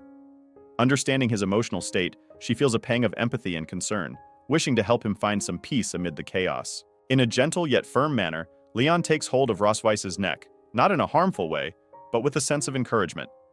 He suggests that they should start fresh, wanting to move forward with whatever plan they have in mind together. It's a moment that signifies his desire for cooperation and a new beginning. They both agree on their views, and a better understanding begins to form between them. As they communicate openly, there is a sense of teamwork developing, and they both feel that they are on the same page, ready to tackle whatever challenges lie ahead together. Rosweiss takes a moment to think deeply about the situation they find themselves in. She considers all the possibilities and options available to them, weighing each one carefully before deciding what they could do next. Her contemplative nature shines through as she strives to find the best course of action. 3 days have now passed since that chaotic moment, and time has flown by in a blur. Although the events of those days still seem fresh in their minds, life has continued, and they find themselves navigating through the aftermath of what transpired. Leon's children start to notice that he has been sleeping for 3 whole days, and their worry begins to grow. They exchange glances filled with concern, wondering if their father is really dead or if he will awaken again. The uncertainty weighs heavily on their little hearts. Suddenly, Noah, one of the children, nudges the sleeping Leon with his foot in an attempt to wake him up. He wants to make sure that their father is all right, and his concern drives him to take action. The gentle nudge is filled with a mix of love and worry as he hopes for a positive response. Leon stirs awake, blinking against the light as he realizes he is not dead after all. Relief washes over him, but he is met with a mix of confusion and curiosity about his surroundings. He feels ready to face Noah, but a thought lingers in his mind about whether it is truly okay for his child to treat him in such a casual way. Slowly opening his eyes, Leon sees a very joyful Moon looking at him with a broad smile on her face. Her happiness is contagious, and it brings a smile to his own face, lifting his spirits. The innocent joy of his child is a welcome sight after the heaviness he has felt. Moon excitedly tells Rosweiss that Leon has finally woken up, her voice filled with delight. Leon, still trying to gather his thoughts, asks Rosweiss when exactly he lost consciousness. His question reflects his confusion about the events that led to his long sleep. Rosweiss, concerned about Leon's memory, asks him if he needs any help remembering everything that happened while he was asleep. Her caring nature shines through as she offers her support, wanting to ensure that he fully understands what has transpired. Suddenly, a rush of memories floods back to Leon. He recalls that after that one fateful night, the dragon pattern on his body vanished, and he was badly beaten. The recollections come back to him in a rush, and he feels the weight of those experiences settle in his mind once more. As he reflects on everything, he thinks to himself that Rosweiss is really quite cruel. If he were just an ordinary person, he muses, he would have surely died long ago because of her fierce nature and strength. The complexity of their relationship begins to dawn on him. However, upon closer inspection, Leon realizes that Rosweiss is actually very beautiful. Despite her fierce demeanor, she doesn't seem like she could possibly be 200 years old. There's something youthful and vibrant about her that captivates him and contrasts with her powerful presence. Leon finds himself frozen in place, lost in thought, and the children look at him with surprise. They can see something is bothering him, and their innocent curiosity prompts them to wonder what is going on inside their father's mind. Feeling a bit awkward in the moment, Rosweiss places her hand on the table, but in her clumsiness, she accidentally drops the bow she was holding. The unexpected action catches her off guard, and she looks surprised at her own lack of coordination. The bow falls to the floor, and Leon quickly bends down to pick it up. He doesn't want it to stay on the ground and be forgotten, valuing the item and its significance in the moment. His quick reflexes show his attentiveness to the situation. Leon then carefully inserts the bow into Rosweiss's hair, ensuring it complements her appearance beautifully. He compliments her, saying that the bow suits her perfectly and makes her look lovely. His sincere words are meant to uplift her spirits and add a touch of warmth to their interaction. Rosweiss is taken aback by Leon's thoughtfulness. She didn't expect him to be so attentive and caring, and it makes her wonder if he has courted other women in the past. The compliment strikes a chord in her, leaving her feeling flattered and curious about his past experiences. Leon nods in response to her unspoken question, confirming that when he was young, he often combed hair and was quite good at it. It was something he enjoyed doing, and his fond memories of those times add a layer of depth to his character. Noah, intrigued and eager to learn, approaches Leon and asks him what the word donkey means. His curiosity is genuine, and he wants to know more about the world around him and the language that shapes it. Leon begins to explain that donkeys look a bit like dragons. He describes their 2 ears and tail, noting how they tend to make a fuss when they are unhappy. His explanation is filled with imagery that captures the children's imagination. At the end of his description, Leon playfully adds that this description actually fits their mother quite well, causing everyone in the room to burst into laughter. The lighthearted moment brings joy and warmth to the atmosphere, showcasing the bond they share. However, This remark seems to hurt Rosweiss, and in a playful manner, she gives Leon a little punch in the stomach to show her disapproval. The gentle hit is filled with both affection and a hint of annoyance, adding a playful tension to their relationship. Leon bends over in feigned pain from the playful hit, and Muen, concerned for her father's well-being, rushes over to help him. Meanwhile, Noya stands aside, observing the whole scene unfold with a mixture of amusement and curiosity. In a sudden turn, Rosweiss instructs Leon to teach the children how to write their names. This is the second task she has given to Noah to help him learn, emphasizing her desire for them to gain knowledge and skills. Muen is thrilled at the idea that their dad will be teaching them, her excitement shining through. However, Noah quickly interjects, stating that he already knows how to write and doesn't need help. His confidence adds a playful dynamic to the conversation. Muen, ever the enthusiastic sibling, suggests that Noah go to the study to find some beautiful colored pens there. She thinks it would make their writing even more fun and enjoyable, showcasing her creativity and enthusiasm for learning. Rosweiss informs Leon that the Queen's sister will be visiting them today. She expresses her concerns, clearly stating that she doesn't want Leon to be present when her sister arrives. Her tone reveals her desire to keep certain aspects of her life separate. Leon is taken aback by this revelation. He wonders why Rosweiss doesn't want to introduce him to her family, feeling a sense of curiosity mixed with concern. The situation leaves him pondering the implications of her request. According to Rosweiss, Leon Cosmodi is now recognized as a male dragon who has married a member of the Silver Dragon clan. He has been in a coma for 2 years due to a mysterious illness and has only just woken up. This revelation adds complexity to his identity and their relationship. If it turns out that Leon is still in contact with Rosweiss's sister, he will need to adjust to the new identity that she has created for him. The weight of this realization sinks in, and he understands the challenges that lie ahead. Leon agrees with Rosweiss, acknowledging her concerns and the need to navigate this complicated situation with care. His agreement reflects his respect for her wishes and a desire to support her in whatever way he can. As Rosweiss leaves the room, Leon begins to wonder if the Queen truly thinks he will simply obey her wishes without question. A spark of rebellion ignites within him as he contemplates his own desires and autonomy. With a sense of determination brewing inside, Leon starts to plan how he will embarrass Rosweiss in front of her sister. The thought of this playful challenge excites him, and he looks forward to the opportunity to assert himself in their dynamic. As Leon formulates his playful plans to embarrass Rosweiss in front of her sister, he can't help but feel a sense of excitement, which he's feeling. The story begins in a charming children's room located in the magnificent Silver Dragon Castle. The room is filled with colorful toys, cozy furniture, and vibrant decorations, creating a warm and inviting atmosphere for children to play and learn. In this delightful room, a kind and patient man named Leon is taking the time to teach 2 eager kids, Noah and Muen, how to write their names. They are full of energy and excitement, ready to learn new things every day. Leon carefully writes the names of the 2 children, Noah and Muen, on several sheets of paper. He wants to inspire them, so he encourages them to try writing their names on their own, believing in their potential to succeed. As they practice, Noah takes a moment to observe Leon's handwriting. She realizes that it is not as beautifully crafted as her mother's elegant writing. This observation makes Leon feel a bit surprised and upset, as he usually takes pride in his handwriting. Feeling a mix of annoyance and embarrassment, Leon stands up from his chair, preparing to leave the room. Muen, curious about his sudden movement, asks him where he is going. Leon replies that he forgot to deliver something important to their mother and needs to do that right away. Before stepping out of the room, Leon reassures the girls that he will be back very soon. He leaves the children alone, trusting them to continue their writing practice while he attends to his task. Noah thinks to herself that Leon is not very clever for forgetting something so important. Moon notices that Noah seems to be somewhat happy, but she doesn't fully understand the reason behind this feeling. In reality, Noah is hiding her true emotions and trying to maintain a brave face despite her inner turmoil. Deep down, Noah feels a wave of sadness wash over her, but she tries to push those feelings away and focus on the writing exercises instead. She wants to impress Leon when he comes back.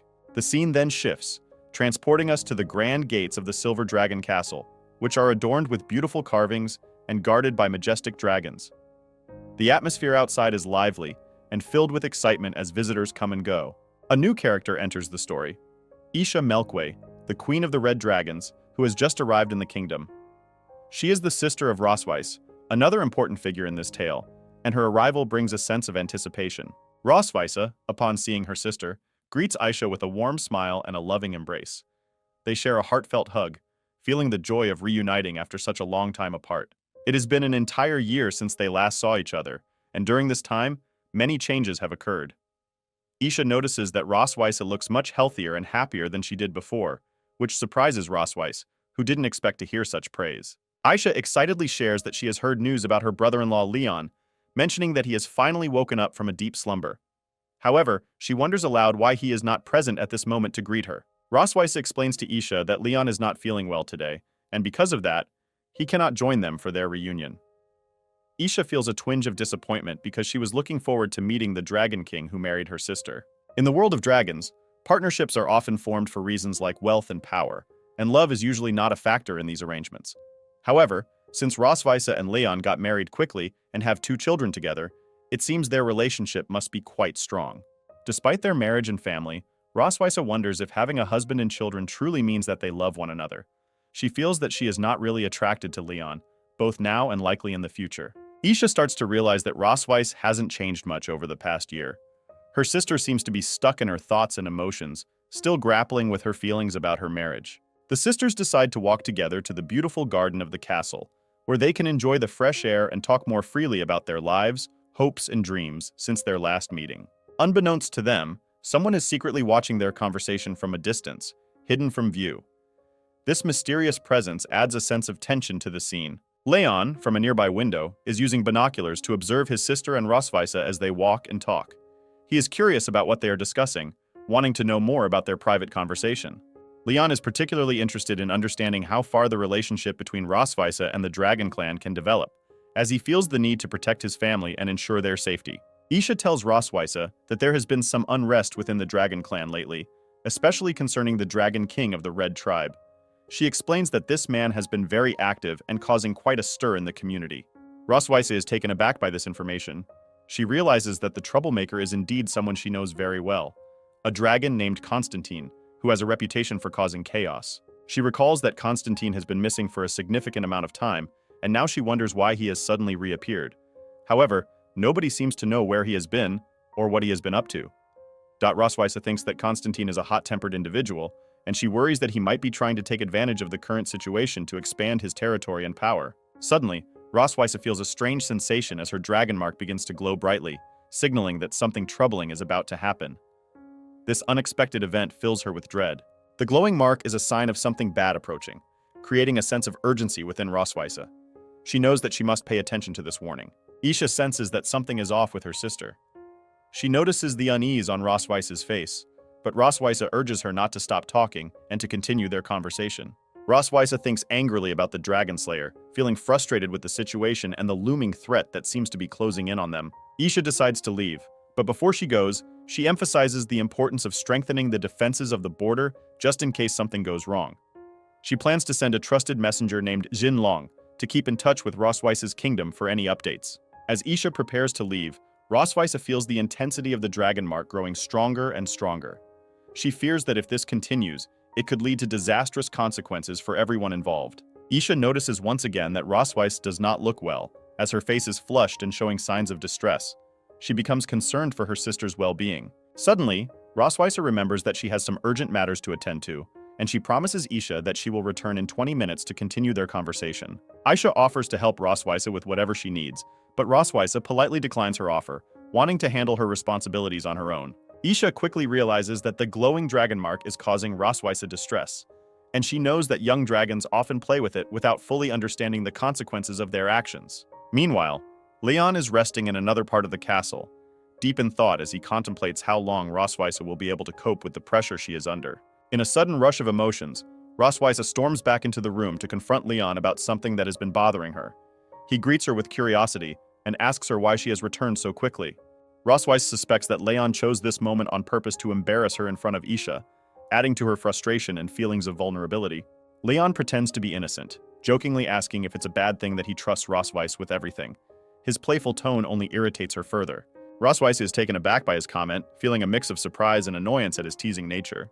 The queen's face turns bright red with embarrassment from the conversation, feeling flustered by Leon's words and their implications. Leon realizes that his plan to provoke her has succeeded, and now he feels a mix of triumph and disgust with himself for playing such games with someone he cares about. Rosweiss angrily calls Leon a shameless man, demanding to know how he can speak to her in such a disrespectful way and questioning his intentions. The queen is on the verge of leaving the room, feeling overwhelmed by the situation. However, she feels a strong desire to confront Leon properly and understand his motives. Despite her anger, Roswitha chooses to forgive Leon for his teasing this time, but she mentally warns herself that she won't be so forgiving next time he crosses the line. Leon understands that just one hurtful word can make Roswitha feel helpless and vulnerable. He realizes that the power of the dragon mark is indeed very strong and influential. Yet he wonders why his heart races with emotions when he thinks about Roswitha, feeling confused and conflicted about his feelings toward her. He tries hard to push these thoughts away and focus on something else, hoping to clear his mind of any distractions. Meanwhile, Muin and Noah are still waiting for Leon in the children's room, feeling anxious and eager for him to return so they can continue their lessons and enjoy their time together. The story begins in a grand and beautiful castle, which is home to the majestic silver dragons. The castle is filled with shining walls, tall towers, and sparkling decorations that reflect the light beautifully. The dragons, with their shiny silver scales, glide gracefully through the air, making the castle a magical place to be. One day, Roswitha's sister approaches her with a bright smile on her face. She tells Roswitha that she is going to her own home today. Her voice is filled with excitement as she thinks about returning to her cozy place where she feels comfortable and happy. Roswitha, caring and protective, looks at her sister and asks her to be very careful on the way back home. She wants to ensure that her sister travels safely, avoiding any dangers or problems that might come her way. Finally, Isha, who is a good friend, turns to Roswitha and asks if she can meet Leon at their next gathering. She is eager to get to know him better. Roswitha thinks this is a wonderful idea and suggests that they talk about it more when they all meet again next time. With a graceful flap of her wings, Isha takes off into the sky, flying away. She looks stunning as she ascends, her wings glimmering in the sunlight, and she feels free as she disappears into the horizon. Meanwhile, the queen's facial expression changes dramatically.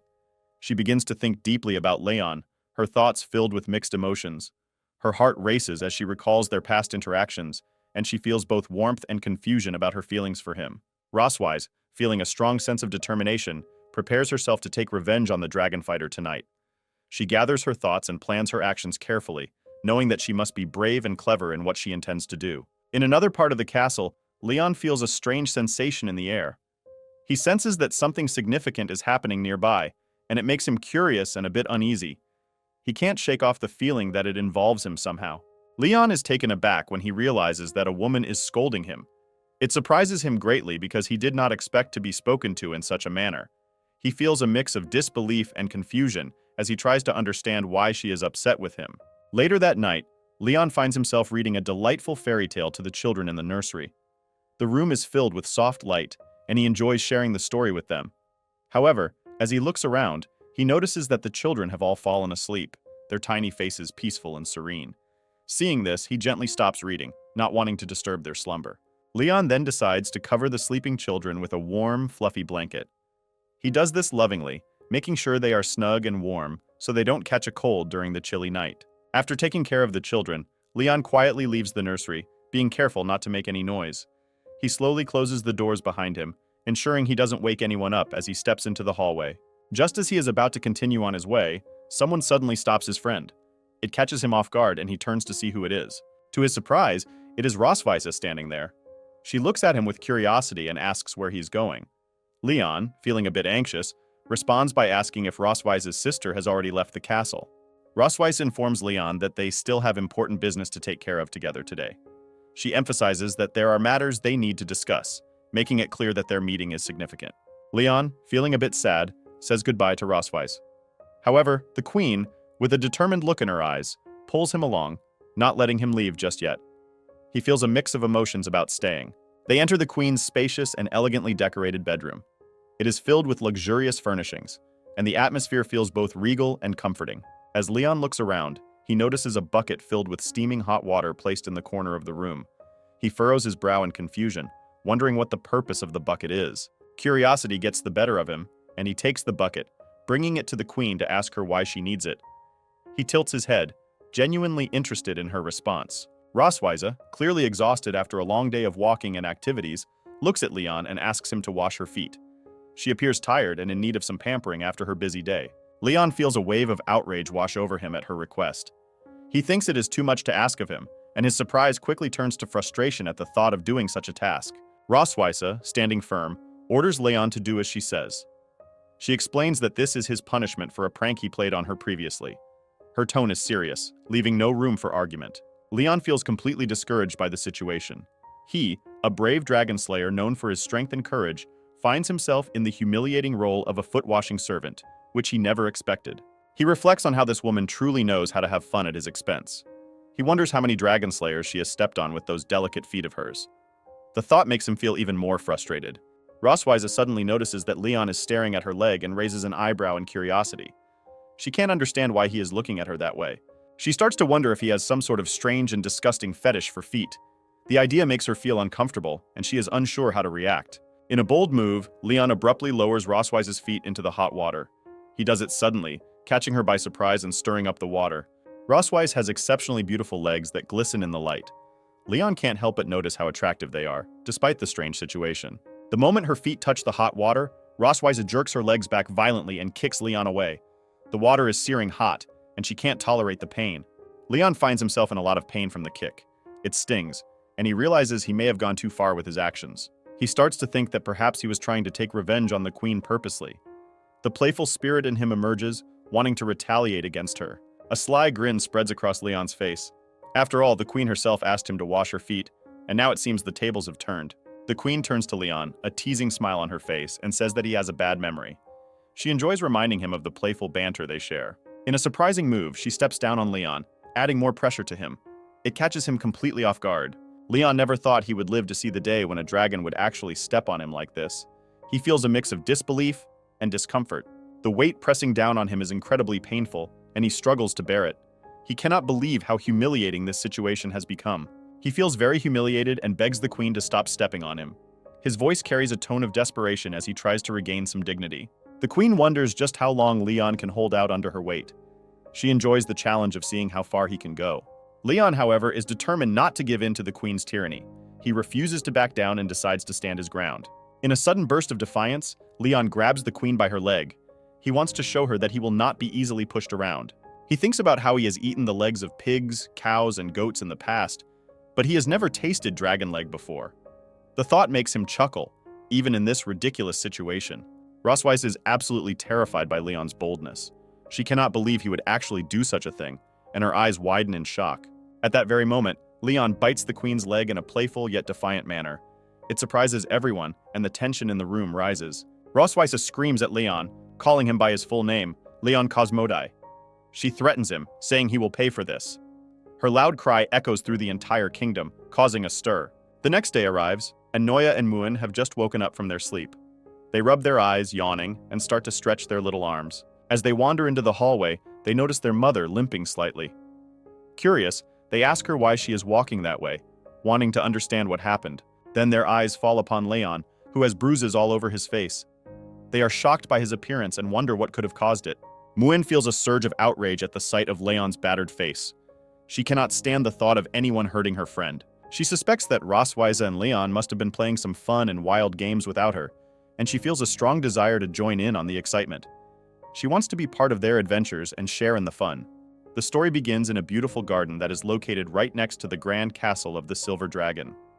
This garden is filled with colorful flowers, lush green plants, and the sweet sounds of birds chirping. It is a lovely place where many people come to enjoy the beauty of nature, and today, it serves as the backdrop for a special moment. In this enchanting garden, two figures are walking side by side. Their names are Leon and Roswitha. They are not just any ordinary pair. Leon is a prince, and Roswitha is the queen. As they stroll through the garden, they share soft laughter and gentle smiles, creating a serene atmosphere around them. Nearby, a group of servants is watching the couple from a distance. They exchange glances and whisper to each other, noting how unusual it is to see the prince and queen on a date like this. The servants can't help but think that they make a very sweet couple, as their chemistry seems to light up the surroundings. However, there is something about the way they walk together that feels a bit off to the servants.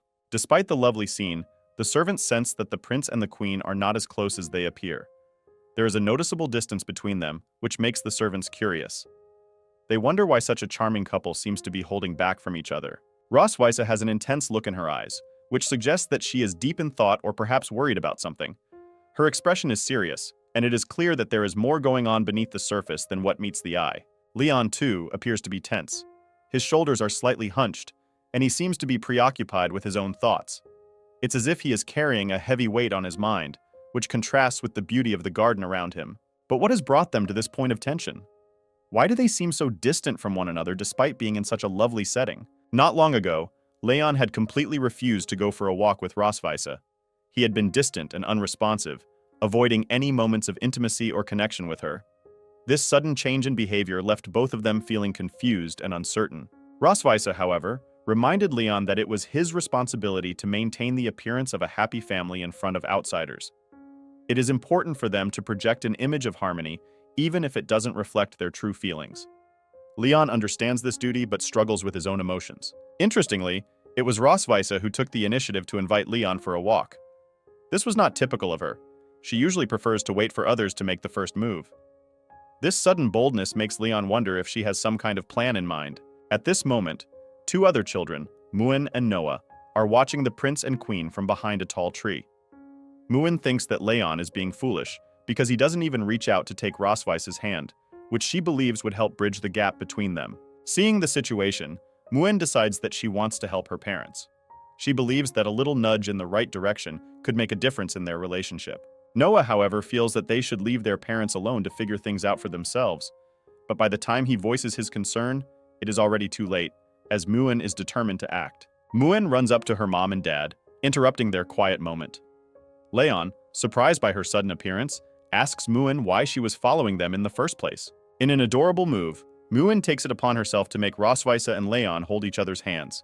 She believes this simple gesture could help them connect and feel closer. Muin insists that the next time they go for a walk, they should make sure to hold hands. Her innocent suggestion carries a weight of wisdom that neither Leon nor Rosweise had considered. After making her request, Muin turns around and happily runs off to play with her sister, leaving Leon and Rosweise in a moment of surprise and contemplation. When Muin returns, she finds Noah waiting for her. In a playful but lighthearted manner, Noah pinches Muin's cheek and scolds her for interfering in their parents' affairs.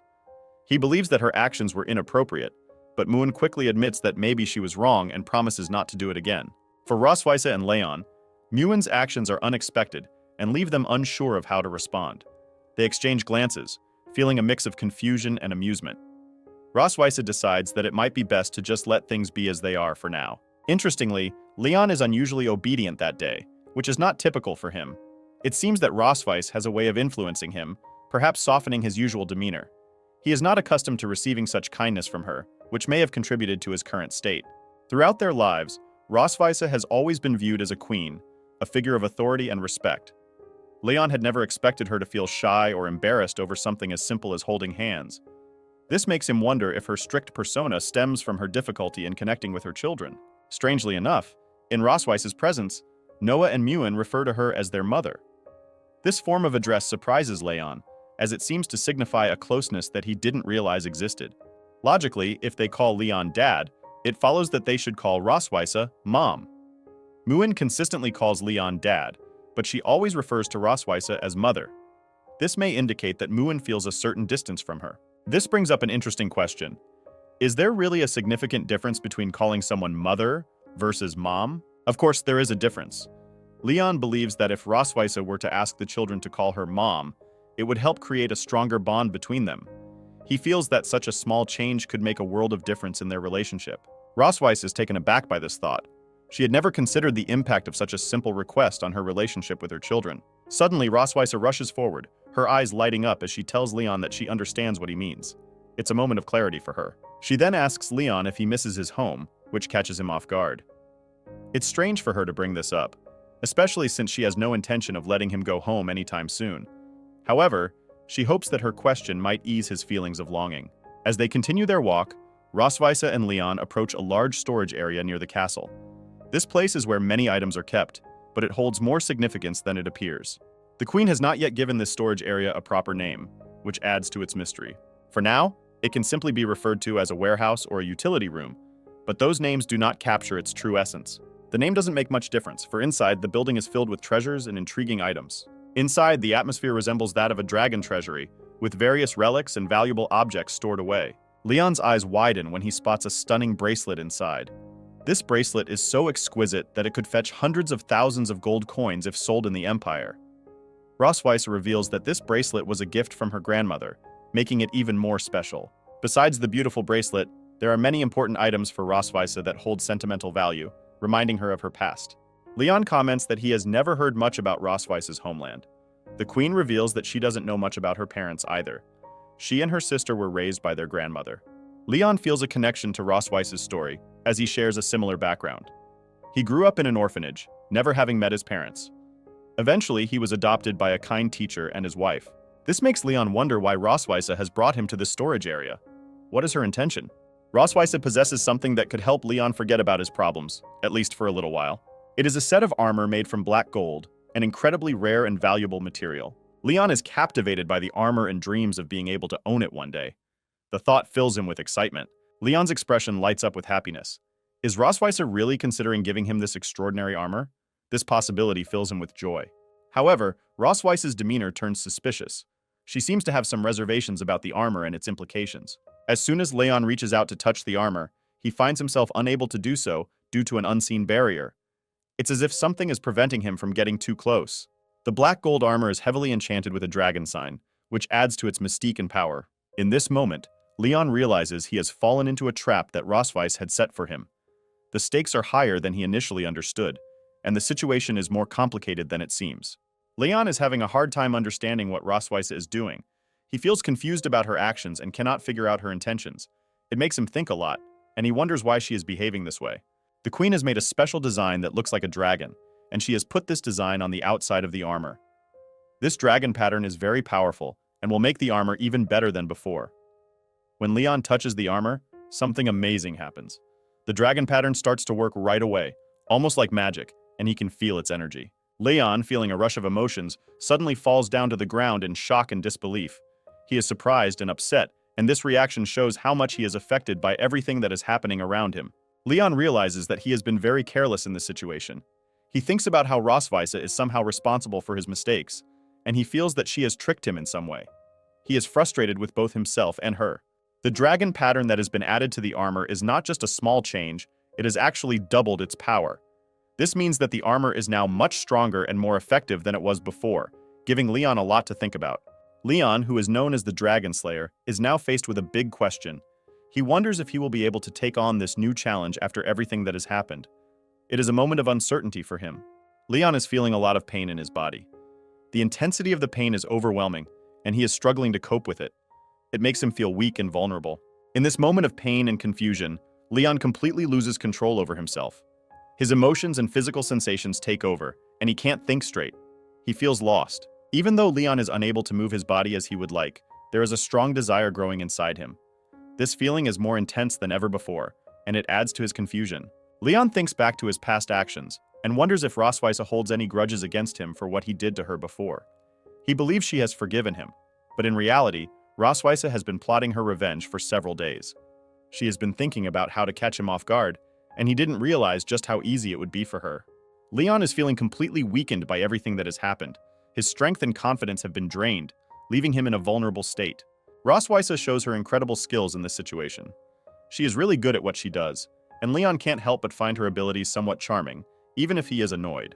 It turns out that everything the queen has said about her past and family is not true. She has never even met her parents. Despite this, she allowed Mu Young to call her mom and even let him hold her hand, which is surprising. While this information about her past is true, it doesn't change her current plans or intentions. Roswitha is focused on her goals, and that is what matters to her right now. Leon tries to remember what he said to Roswitha before all of this happened. He reflects on their past conversations, hoping to find some clarity in their relationship. Leon wonders if Roswitha enjoys the act of conquering others. He thinks about her motivations and what drives her actions. Yes, Roswitha does indeed enjoy this feeling. It brings her a sense of satisfaction and excitement, which she finds hard to resist. Leon questions whether his beloved wife is ready for the challenges that lie ahead. He thinks about their relationship and how they will face obstacles together. As time passes, Leon finds himself reflecting on everything that has happened so far. Each moment feels significant. Finally, Leon feels a sense of relief that a certain situation has come to an end. He is grateful for this feeling of closure. Roswitha leans in very close to Leon, creating a moment filled with tension. It makes him feel uncertain about her intentions. Leon is puzzled by Roswitha's actions. He doesn't understand what she is trying to do or what she wants from him. When Leon compares himself to how he looked 2 years ago, he notices some changes. The scars on his face have faded a little, but he appears more tired and worn out. He also shows more signs of being an adult, which is a new development. Leon starts to realize that Roswitha might be trying to trick him again. He is determined not to fall for her tactics this time. He feels wiser now. It seems that Leon has truly become smarter through his experiences. He is more cautious and aware of what is going on around him. However, there is one important point that Leon cannot ignore. It weighs heavily on his mind. Leon's health is not as good as it used to be. He feels weaker and more fragile than before, which is concerning for him. He is not used to hearing such truths about his condition. It is a difficult reality to face. Leon has always believed that he was in the same shape as he was in the past. He thought he could still handle everything just as he did before. But deep down, Leon knows that he is no longer in the same shape as he used to be. This realization brings him a mix of emotions. Leon is deeply hurt by these words, and the pain is almost unbearable. He feels like crying, overwhelmed by his feelings. The next day arrives, bringing with it new challenges and opportunities. Leon hopes for a change. Leon, who did not sleep well the previous night, notices that Roswitha is approaching him. He feels anxious about their interaction. The queen greets him with a cheerful good morning. Her tone seems light, but Leon is still wary. With a sly grin, Roswitha points out that Leon did not have a good night's sleep. She seems to take pleasure in this observation. Even though it was Roswitha's actions that caused him to lose sleep, she will not admit her role in the matter. She remains coy and playful. Their daughter Noah stands nearby, watching the interaction. She notices the small conflict between her parents and feels the tension. Roswitha reminds Leon that the entrance exams for Saint Hate Academy are very strict. Because of this, he needs to start teaching Noah about dragons today. For now, Leon's only way to show his worth is by demonstrating his knowledge in this area. He feels a sense of responsibility. The problem is that Leon was not in the best mood yesterday. He is still recovering from his feelings of frustration. He is determined to help Noah succeed in her test, but he also sees this as a chance to negotiate something in return from Roswitha. He wants to exchange something valuable. Roswitha agrees to Leon's terms, but she makes it clear that it shouldn't be anything too excessive. She wants to keep things reasonable. A promise is important to both of them, and Leon understands that they need to honor their commitments. Leon knows that he will have to study hard to prepare Noah for the exam. Roswitha encourages him not to overwork himself in the process. After their conversation, Roswitha leaves, and Noah turns to Leon. She asks him why her parents are always fighting. Her curiosity shines through. Leon is taken aback by Noah's question. He asks her again, trying to clarify what she just said about Roswitha. Noah referred to Roswitha as Mom, which surprises Leon. He had not thought about it before. With great surprise, Leon asks Noah what she prefers to call Roswitha, Mom or Mother. He wants to understand her feelings. Leon feels that he is right to ask this question. It is important to him to know how Noah sees their family dynamics. However, Noah doesn't quite understand Leon's question. She seems confused about why he is asking. The little girl shifts the conversation and asks Leon when they will start their lesson. She speeds up her pace, eager to begin, and Leon runs after her, ready to support her learning journey.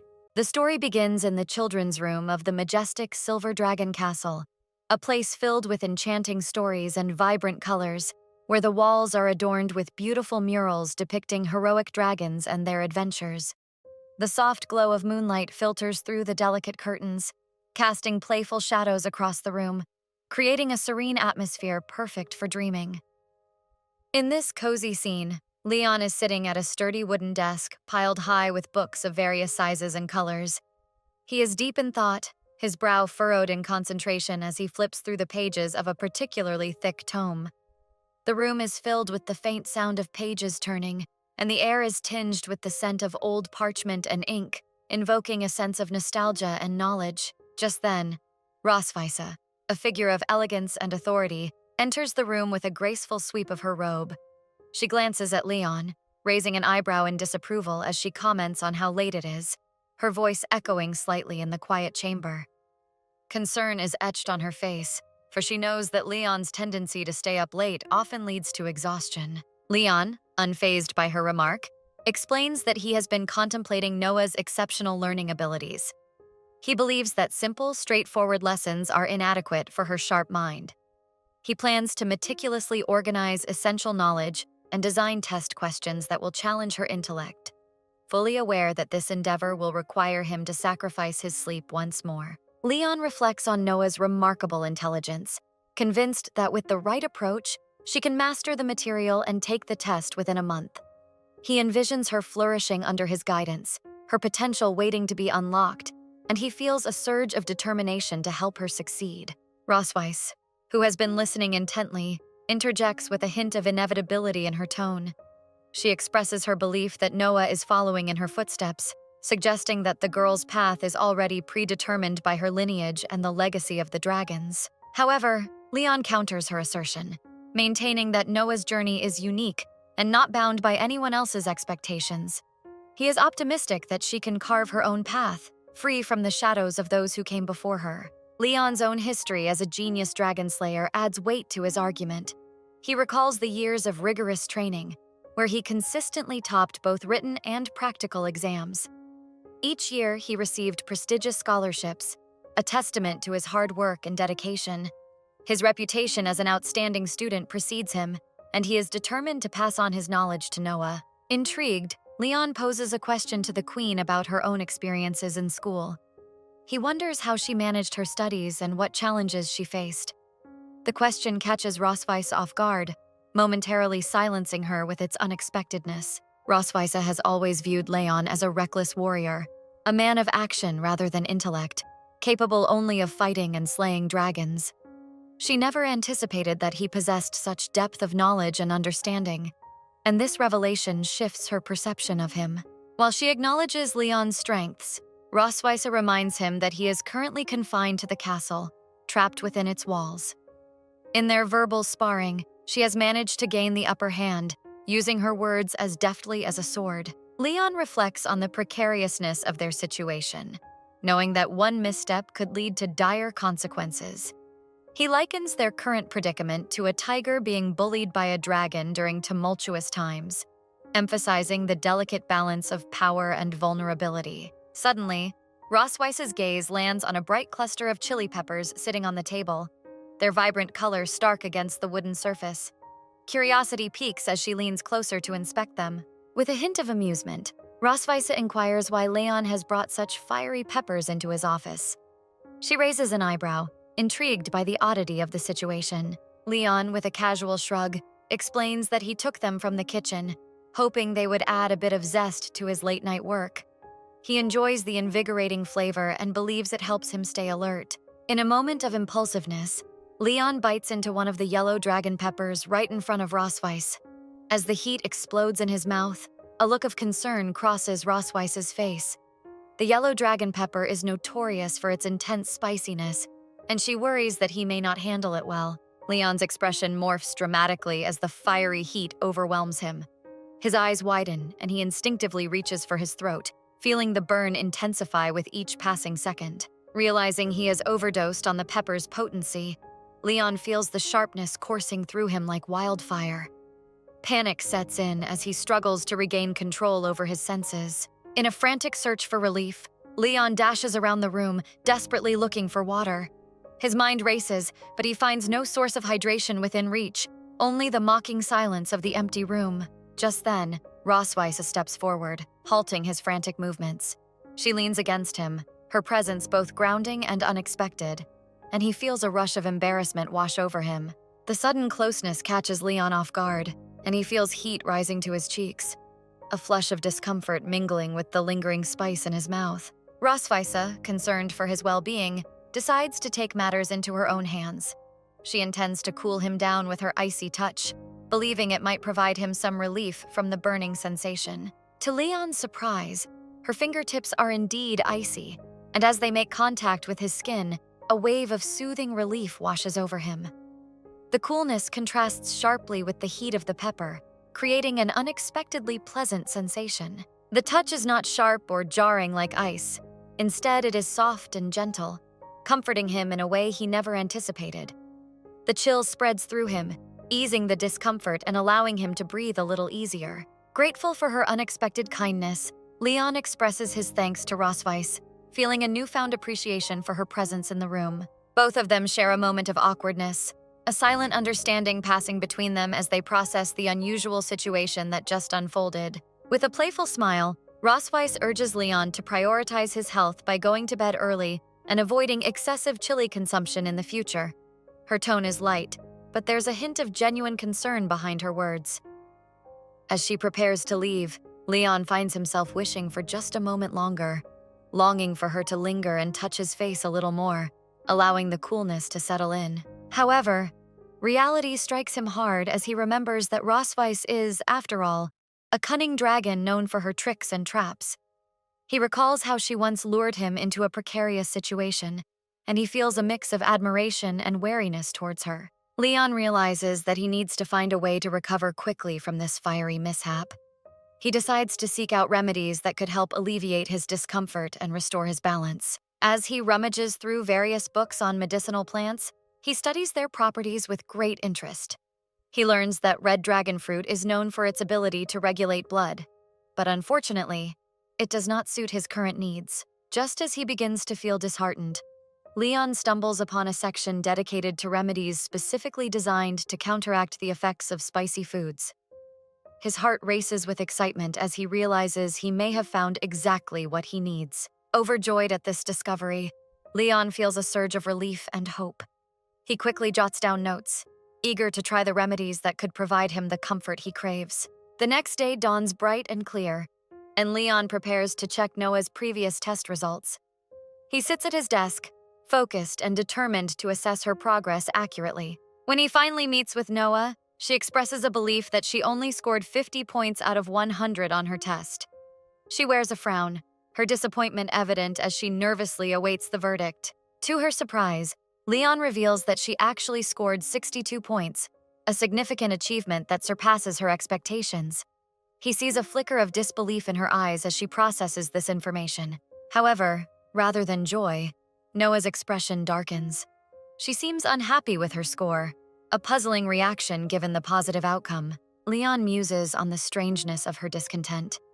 It seems that Noah possesses an inflated sense of self-worth, which has led to her dissatisfaction despite her commendable performance. At her age, she should be playing freely like other children her age, yet she has chosen to take on the responsibilities of studying and learning. This decision weighs heavily on her young shoulders. Recognizing her potential, Leon praises Noah for her efforts, emphasizing that 62 points on her first try is an impressive feat.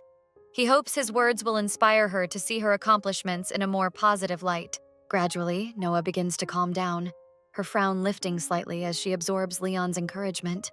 She feels a glimmer of pride in her heart. However, just as the atmosphere lightens, Leon suddenly chokes on something lodged in his throat.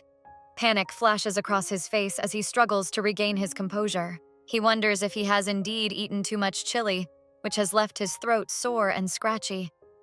The burning sensation returns, reminding him of his earlier misadventure. Noah, perceptive as ever, quickly realizes what has happened. She informs him that Rosweise had already told her about his chili escapade, and her eyes widen with concern. Leon sheepishly admits that he had indeed consumed the spicy yellow pepper of the dragon clan the previous night in an attempt to stay awake, explaining that it was no wonder he now faced the consequences. In an act of kindness, Noah hands Leon a small packet of pills, indicating that Rosweise asked her to deliver them to him. The gesture is simple yet thoughtful, bridging their growing bond. Leon feels a warmth in his chest as he accepts the pills. He instructs Noah to thank Rosweise on his behalf, grateful for her concern despite their earlier banter. With a renewed sense of purpose, Leon offers to continue their studying session. He senses a shift in their relationship with Noah, a gradual closeness developing as they share knowledge and experiences. As they embark on this new chapter of learning together, Leon feels optimistic about the road ahead, knowing that with patience and dedication, they can achieve great things side by side. The story unfolds within the grand and majestic palace, specifically in a room adorned with the intricate and mystical designs of the dragon's Kakna, a sacred space that resonates with ancient magic and the echoes of a rich history. The atmosphere is charged with anticipation as the narrative continues to develop in this enchanting setting. Taking on the responsibility of preparing the meal for everyone, Leon stepped into the role of a chef, determined to impress his companions with his culinary skills. The loyal servants, ever eager to assist him, diligently gathered all the necessary ingredients from various storerooms, ensuring that Leon had everything he needed to create his masterpiece. However, Leon had a clever strategy in mind. He specifically instructed the servants to bring an assortment of unnecessary ingredients, items that were not part of the typical recipe. This way, he hoped to keep his true intentions hidden, preventing anyone from guessing the unique dish he was planning to concoct. The medicine he was attempting to create was quite popular among the Dragon Clan, celebrated for its effectiveness and revered for its properties. Given its widespread use, Leon felt confident that he could navigate the cooking process without encountering any major issues. With determination in his eyes, Leon began the intricate process. His first step involved carefully mixing the carbon components that were essential to the medicinal formula, ensuring that each ingredient was precisely measured and combined to achieve the desired effect. After thoroughly mixing the components, he poured the concoction into a large, sturdy saucepan, watching as the ingredients settled together, forming a vibrant mixture that held the promise of success. Hours slipped by, and despite his efforts, Leon faced yet another setback. Frustrated, he couldn't comprehend what was going wrong. Each attempt ended in failure, leaving him puzzled about the errors that were causing him to miss the mark. He had meticulously followed the method outlined in the ancient tome, and each time he reached the final stage of purification and separation, something went awry, thwarting his progress and leaving him disheartened. The recipe clearly stated that at excessively high temperatures, the medicinal properties would be rendered useless, while too low temperatures would prevent any processing whatsoever, creating a delicate balance that Leon struggled to achieve. Leon realized that simply shaking the mixture by hand would not suffice. Achieving the necessary separation effect required professional tools and equipment that he did not have access to at this moment, adding to his frustration. As he pondered his predicament, a fierce thunderstorm raged outside the towering palace windows, the skies darkening ominously as nature unleashed its fury. The sound of raindrops began to patter against the glass, and Leon could sense that a heavy downpour was imminent, a natural phenomenon that might just provide him with an unexpected solution. Lightning flashed across the sky, illuminating the room with its brilliance, followed by the resounding clap of thunder that echoed through the palace halls. Suddenly, a thought struck Leon with clarity. He recalled a lesson from his old alchemy teacher, who had once mentioned that the electrolysis of impurities, when conducted under the right conditions, could yield a higher success rate than traditional methods that relied solely on fire. With a newfound hope, Leon contemplated the idea of harnessing the power of the thunderstorm. It dawned on him that this natural electrical force could be the key he needed to unlock the potential of his medicine. He felt an exhilarating surge of determination, knowing that this might be the opportunity he had been waiting for, the perfect catalyst to enhance his concoction. After half an hour of focused effort and anticipation, Leon finally achieved the breakthrough he desperately sought. The medicine of the Dragon Clan, once elusive, was now within his grasp, a testament to his perseverance and ingenuity. The preparation of this particular medicine was deceptively simple, yet it held profound significance within the Dragon Clan, known for its powerful effects and revered traditions. Just then, Muan approached Leon with a curious expression, her eyes sparkling with intrigue as she inquired about his ongoing project.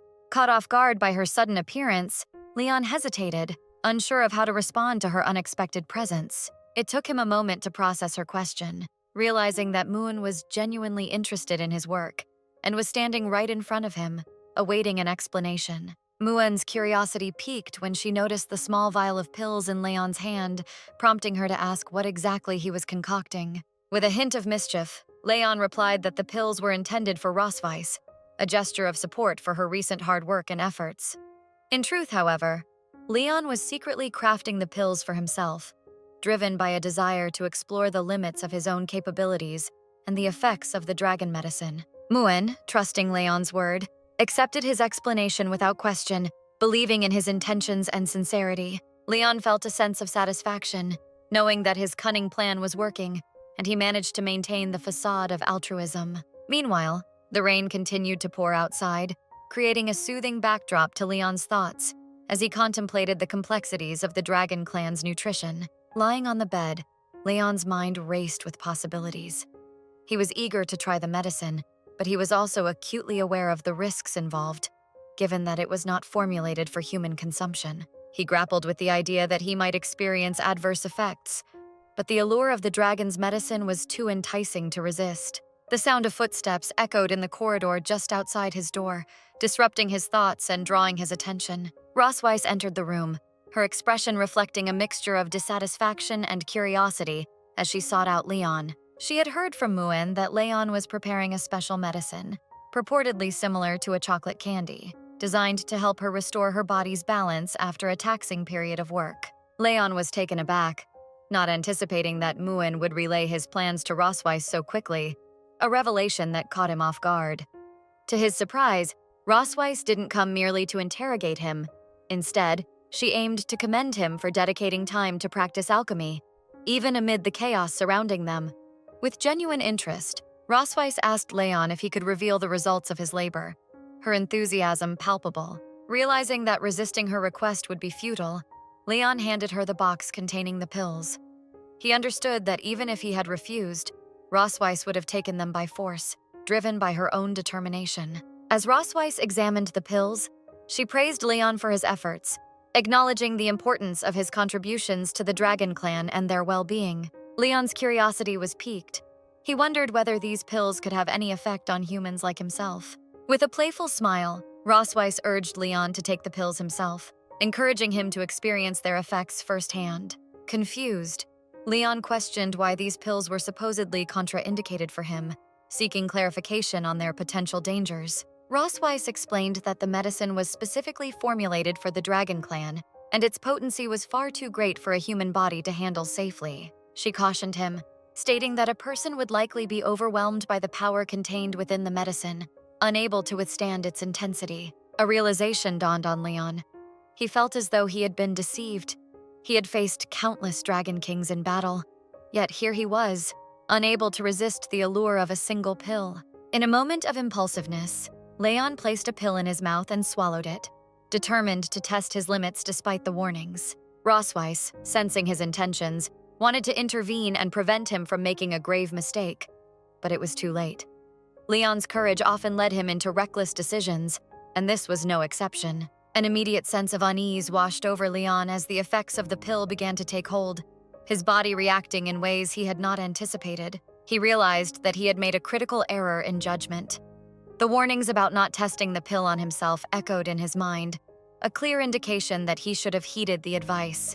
In a desperate attempt to counteract the effects, Rosweiss harnessed her dragon magic, focusing her energy on helping Leon regain control. Leon, feeling the rush of power coursing through him, grasped Rosweiss's hand tightly, imploring her not to move as he attempted to stabilize himself amidst the chaos. This entire situation was part of Leon's meticulously crafted plan. He had gained significant strength, and now he harbored a dark intention. He wanted Rosweiss dead, driven by a desire for power and control that had consumed him. The weather outside has taken a turn for the worse, with dark clouds gathering ominously in the sky, heavy rain starting to fall, and strong winds whipping through the streets, creating an atmosphere of impending storms that feels almost oppressive. Leon, feeling an overwhelming surge of tremendous energy from the thunderstorm raging around him, can sense the crackling electricity in the air, filling him with an exhilarating yet dangerous power that seems to awaken something primal within him. Rosweiss, witnessing Leon harnessing lightning magic to engulf his own body, is taken aback and filled with a mix of awe and fear. She knows all too well the inherent dangers of such reckless behavior, as the very forces of nature he is manipulating could easily turn against him. Suddenly, an unsettling wave of weakness washes over Leon, causing him to stagger and lose his balance, as if the immense energy he had been channeling has suddenly drained from his body, leaving him vulnerable and disoriented. With a thud, Leon collapses onto the bed, his body giving in to exhaustion. Rosweiss instinctively rushes to his side, gripping his arm to steady him and prevent him from falling further into a state of unconsciousness. As she looks at him, Rosweiss can't help but think that Leon has lost his mind. His reckless actions and the strange energy surrounding him make her question his judgment and mental state. "Just wait here," Rosweiss tells Leon urgently, her voice tinged with concern. She quickly leaves the room to call for a doctor, hoping that professional help can address whatever is happening to him. Just then, Rosweiss feels a strange sensation, a tingling in the air around her, as if something unexpected is about to happen, heightening her anxiety about Leon's condition. To her surprise, Leon, wearing a relieved expression, suddenly grabs Rosweiss by the tail, a gesture meant to keep her close and prevent her from leaving, as if his instinctive reaction is to hold on to her in his time of need. Roswitha turns back, her eyes wide with confusion, a questioning look on her face as she tries to comprehend his sudden actions and what they might mean. In an unexpected twist, Leon's demeanor shifts dramatically.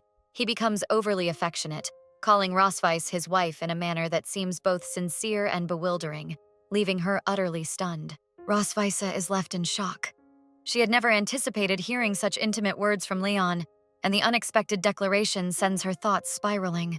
Despite Leon's insistence on keeping her close, the Dragon Queen finds herself struggling against his hold, wanting to break free from this bizarre turn of events, while also feeling an inexplicable pull towards him. Roswitha's mind races with confusion. The power of the great dragon was meant to enhance Leon's physical abilities, not cloud his judgment or alter his behavior. She wonders if the lightning magic might be distorting his mind in ways she had not foreseen. Yet, as Leon continues to act foolishly, it seems that his life is no longer in danger, and he appears to be in a state of bliss, oblivious to the chaos around him.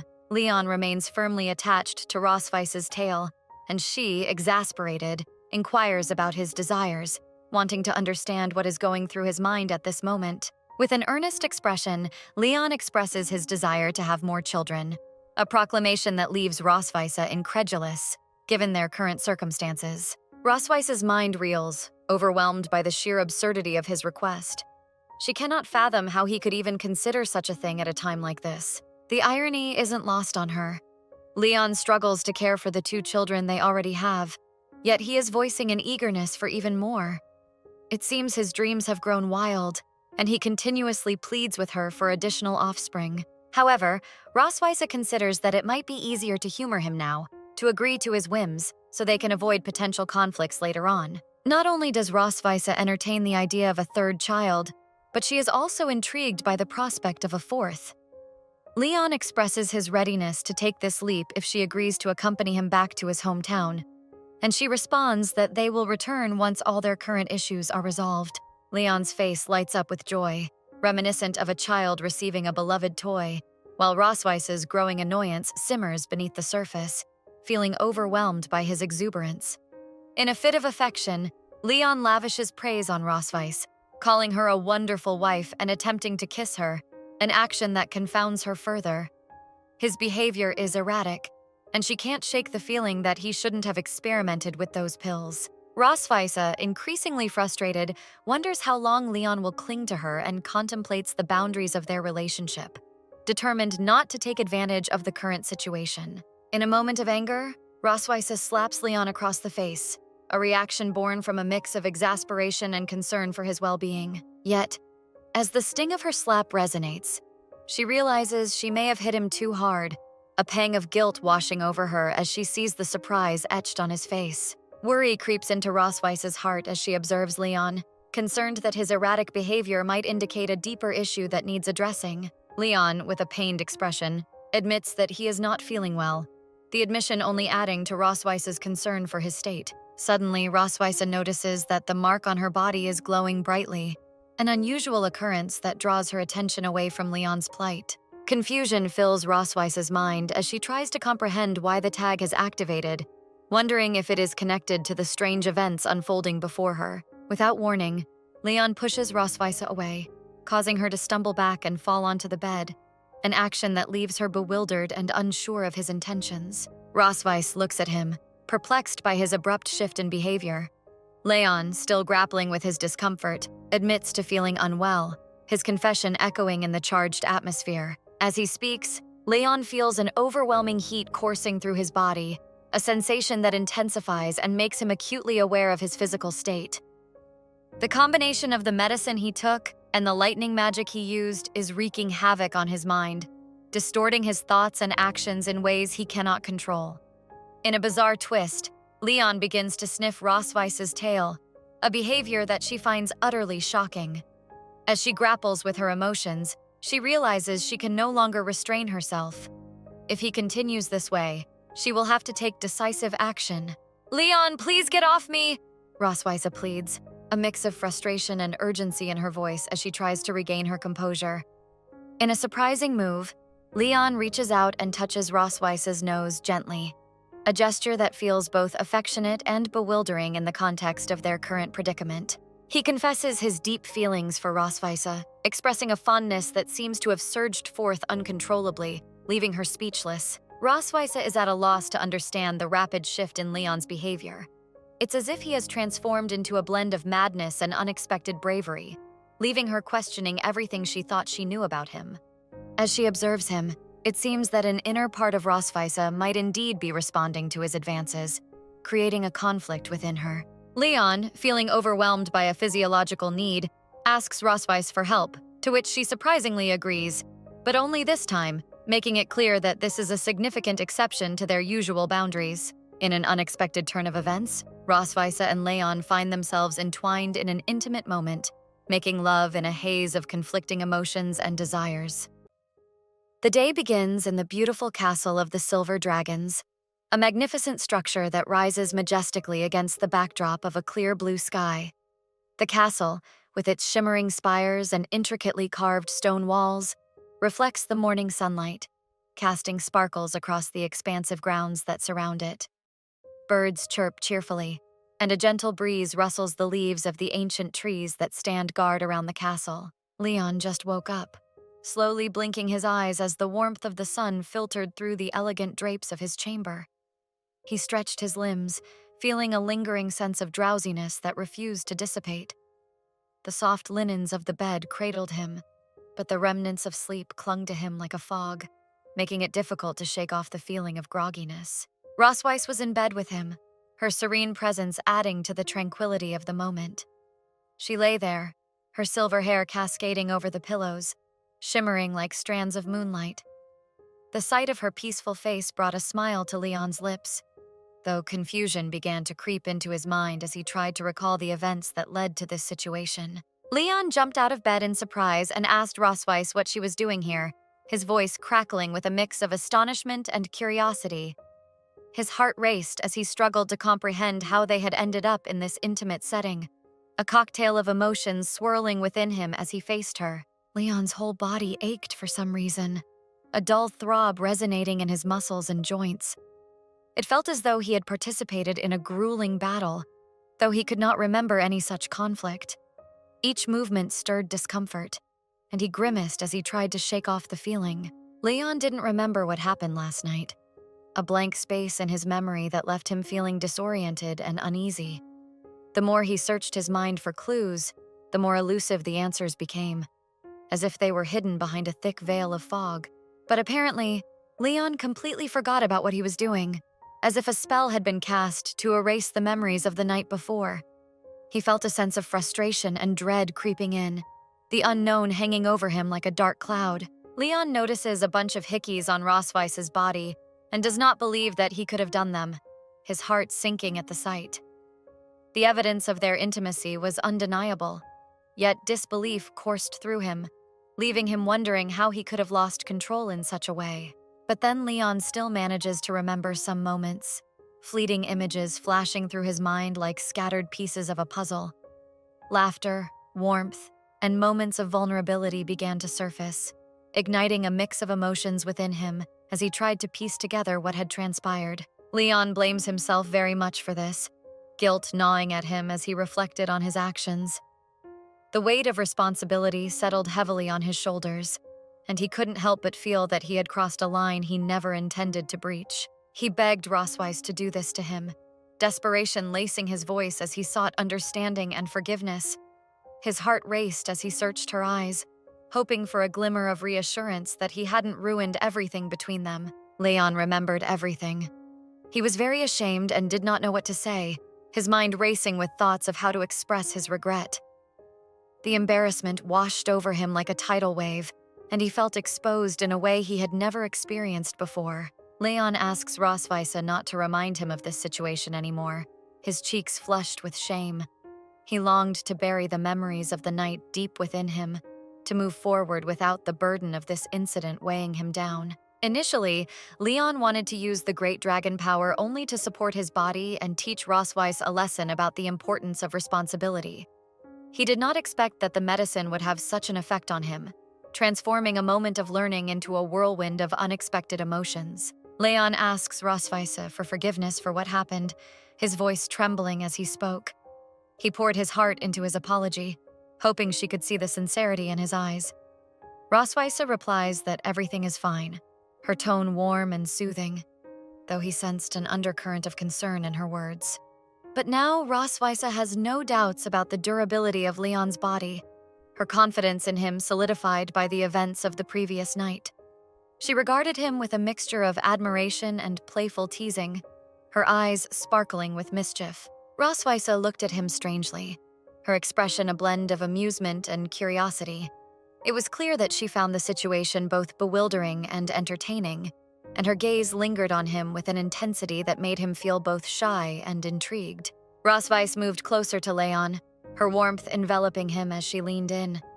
The intimacy of the moment wrapped around them like a comforting blanket, easing the tension that had built between them in the aftermath of their unexpected night. She took him by the face and said in his ear that she was very pleased with his performance yesterday. She hopes that Leon will continue in the same spirit, her voice low and sultry, igniting a mix of pride and embarrassment within him. But Leon doesn't want to become a maintenance person, feeling a sense of determination to remain true to himself despite the playful banter.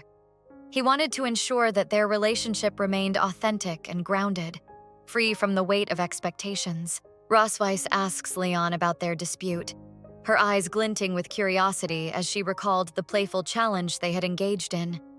The lightheartedness of the conversation helped ease the previous tension and brought a smile to Leon's face. Leon won, which means he has to come up with a wish for Roswitha, the stakes of their playful rivalry still fresh in his mind. He pondered what could possibly be worthy of the victory he had achieved, wanting to ensure that it was meaningful. Leon thought about it, considering the implications of his wish and the potential impact it could have on their lives. He wanted to make sure it was something that would strengthen their bond and bring them closer together. He wants Roswitha to send someone to the Empire to check on his teacher Leon and his family, a sense of responsibility driving his desire. He knew that they were important to him and that he needed to ensure their well-being, especially after the events of the previous night. Roswitha replied that she and her Silver Dragon clan were not good at arranging such sabotage, but she agreed to help, her willingness to support him shining through despite her reservations. Her determination to assist him warmed Leon's heart. Leon thanked her, relief washing over him as he felt grateful for her assistance. Her loyalty and support meant the world to him, and he cherished the bond they shared, knowing it would only grow stronger through their challenges. The story continues in the courtyard of the Silver Dragon Castle, where the sun shone brightly, casting playful shadows on the cobblestone paths. The air was filled with the sounds of laughter and the rustle of leaves in the gentle breeze, creating a lively backdrop to their ongoing adventures. Tired Leon is studying with his daughter Muin. The little girl's bright eyes filled with concern as she observed her father closely. She thought Leon was sick, her innocent worry tugging at his heartstrings as he tried to reassure her. Leon asked the girl how she came to such a conclusion, genuinely curious about what had led her to worry about him. His heart swelled with affection for his daughter, wanting to comfort her and alleviate her fears. It turns out that her mother told her that Leon took the medicine on his own yesterday, a revelation that struck Leon like a bolt of lightning.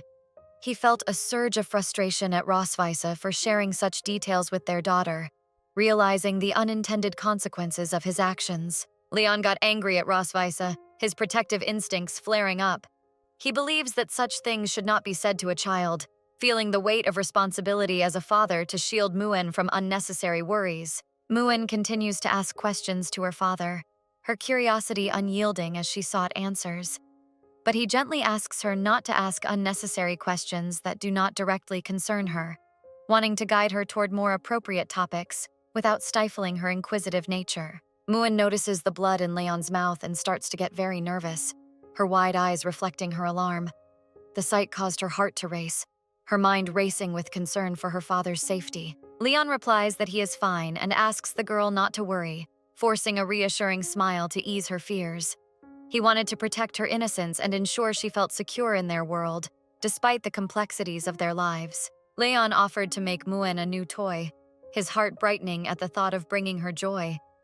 The girl immediately agreed, her face lighting up with excitement at the prospect of a new plaything crafted by her father's hands. After a while, Leon collected a Rubik's Cube, the colorful puzzle bringing a sense of nostalgia as he reminisced about his own childhood. The familiar shapes and colors sparked a sense of creativity within him as he began assembling the toy. He explained the principle of operation of this toy to the girl, his enthusiasm contagious as he shared the mechanics behind it. Muin was very happy, her laughter ringing out like music as she eagerly absorbed the information, fascinated by the world of puzzles.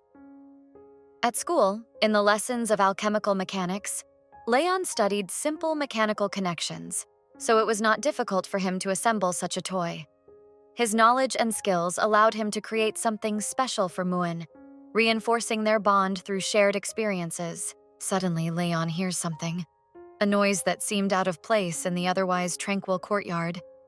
He paused, his instincts sharpening as he focused on the source of the disturbance, curiosity piquing his interest. He turned back to the exit from the backyard of the house, stepping cautiously toward the sound. His heart raced as he wondered what could be happening just beyond his line of sight, a mix of apprehension and excitement coursing through him. Muin asks Leon what he noticed, her voice filled with curiosity as she followed him with wide-eyed wonder. She wanted to know what had captured her father's attention so completely, her innocent perspective adding to the intrigue. The fact is that Leon felt the dragon's gaze on him from the direction where his second daughter, Noah, is currently training. The connection he felt with her was palpable, a bond that transcended the physical distance between them, grounding him in love and pride. If she doesn't want to join them, then don't bother her, Leon thought, wanting to respect Noah's space while also feeling a sense of pride in her dedication to her training. He hoped she would find joy in her pursuits and flourish under the watchful eyes of her mentors. The action continues at night. Noah comes into the sleeping Muin's room to go to bed too, the darkness wrapping around her like a comforting cloak. She moved quietly, careful not to disturb her sister's peaceful slumber, but she notices on her desk the same toy as Muin's. Leon made it too, especially for her. The sight of the Rubik's Cube evoked a sense of warmth, reminding her of her father's love and creativity, even in the smallest of things. But Noah is not interested in these children's toys, her heart set on more mature pursuits and interests. She felt a twinge of disdain for what she considered frivolous, her teenage sensibilities pushing her toward more serious endeavors. But as soon as she picked it up, she became interested. The colorful puzzle sparked her curiosity, and she found herself turning it in her hands, fascinated by the challenge it presented. She couldn't help but smile as memories of her father teaching her how to solve puzzles flooded back. She thanked Dad, her heart swelling with gratitude as she realized the thoughtfulness behind the gift. In that moment, she felt a connection to him that transcended their usual interactions, a reminder of the love that bound their family together. The next day comes.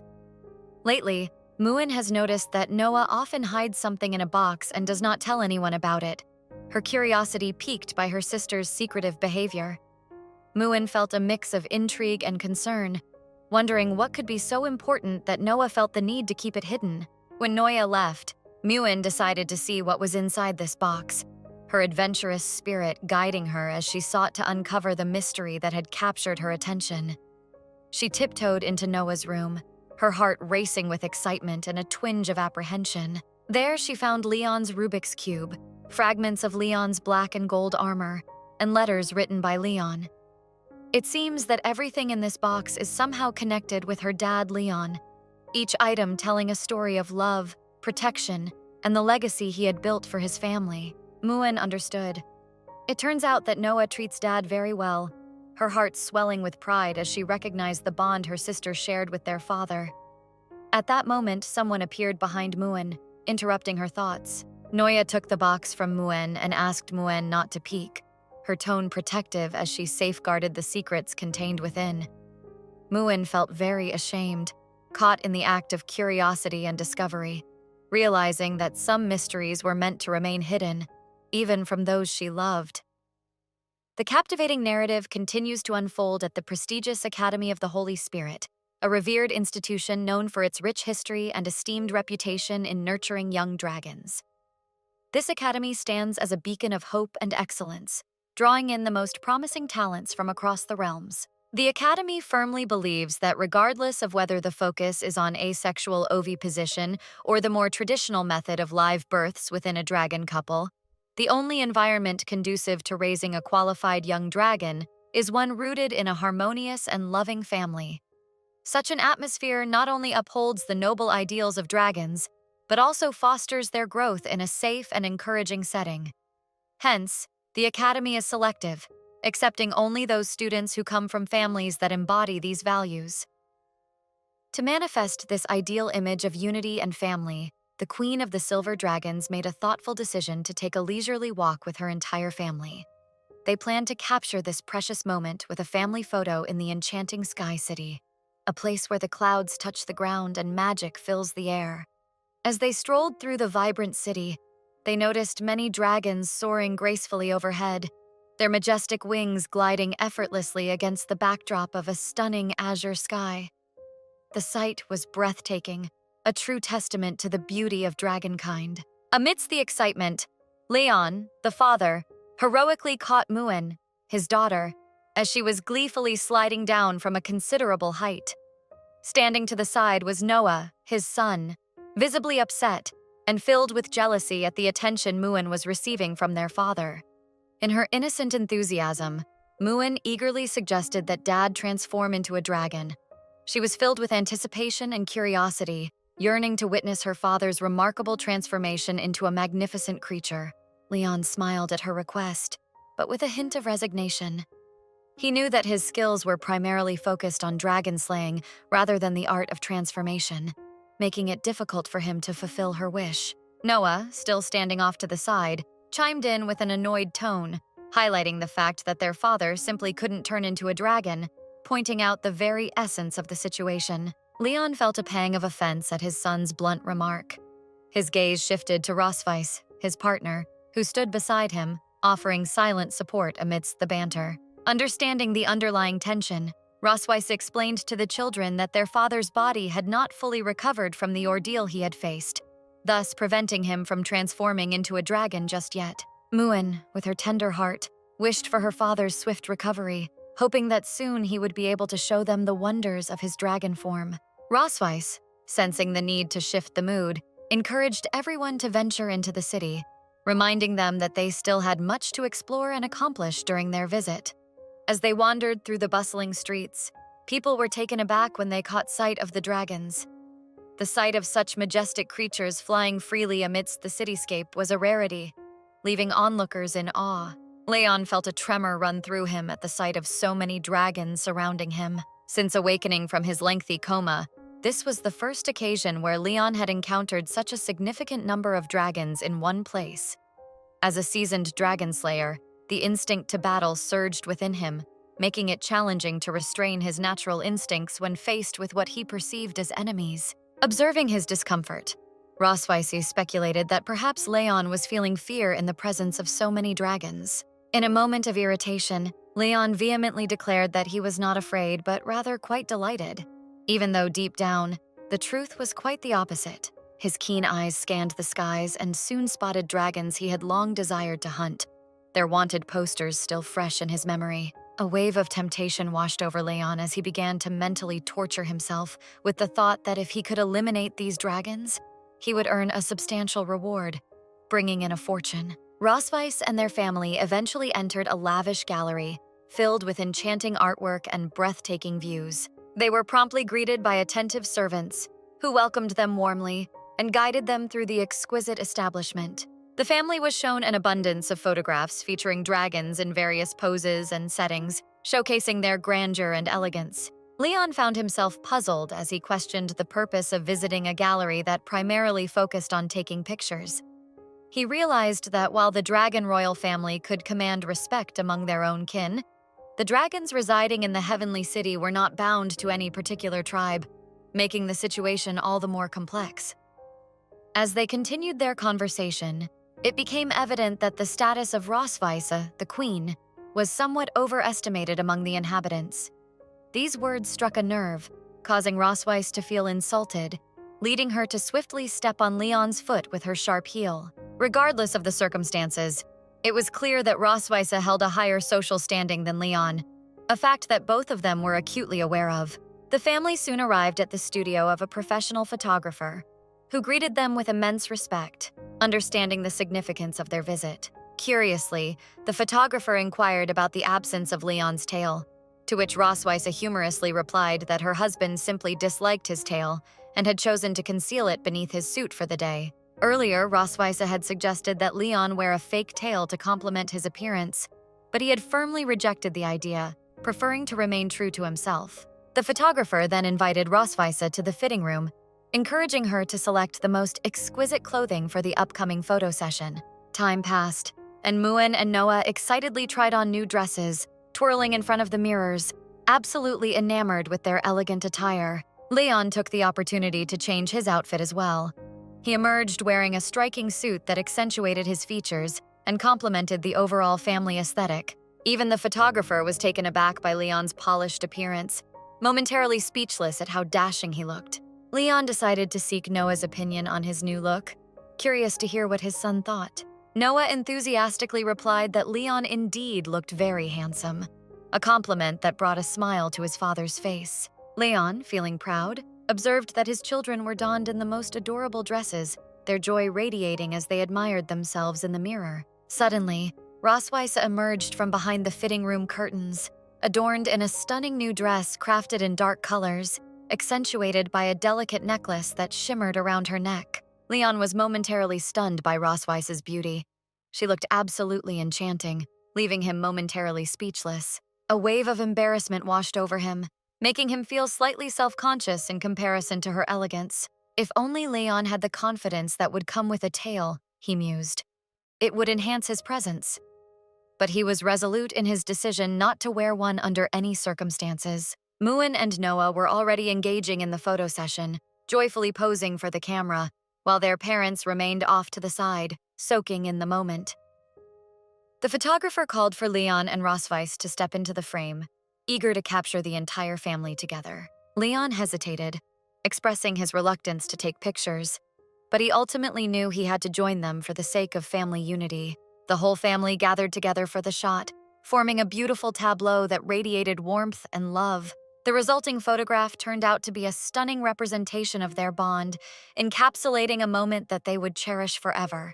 Roswitha and Leon appeared exceptionally adorable together in the snapshot, their chemistry undeniable and their affection evident. Even the photographer couldn't help but think that the couple looked incredibly cool, a testament to their unique connection. In a moment of nostalgia, Leon recalled his graduation from school, a time when all the girls were eager to take pictures with him and share a meal together, vying for his attention. However, Leon had felt compelled to refuse their advances, as he was preoccupied with thoughts about his employer and the responsibilities that awaited him. In the end, Leon turned down all the girls, leaving many to speculate that something must have been amiss with him, for it was indeed an unusual decision given the circumstances. Processing the photo is expected to take approximately 6 hours. During this considerable span of time, Roswitha and her family have the perfect opportunity to wander around the enchanting city, soaking in all its sights and sounds. They can explore the beautiful streets, admire the stunning architecture, and perhaps even enjoy local delicacies as they take in the atmosphere of this heavenly place. After some discussion, they all agree to the plan and leave the photo studio, excited about the adventures that await them in the vibrant city. Muin and Noah, eager to delve into the wonders of the city, take the lead and begin their exploration, filled with curiosity about what they might discover. Leon, on the other hand, finds himself reflecting on how he never imagined that he would one day go shopping with Roswitha. This experience is something completely new and different for him. Roswitha casually replies that their shopping trip is merely a way to maintain their family image, emphasizing the importance of appearances.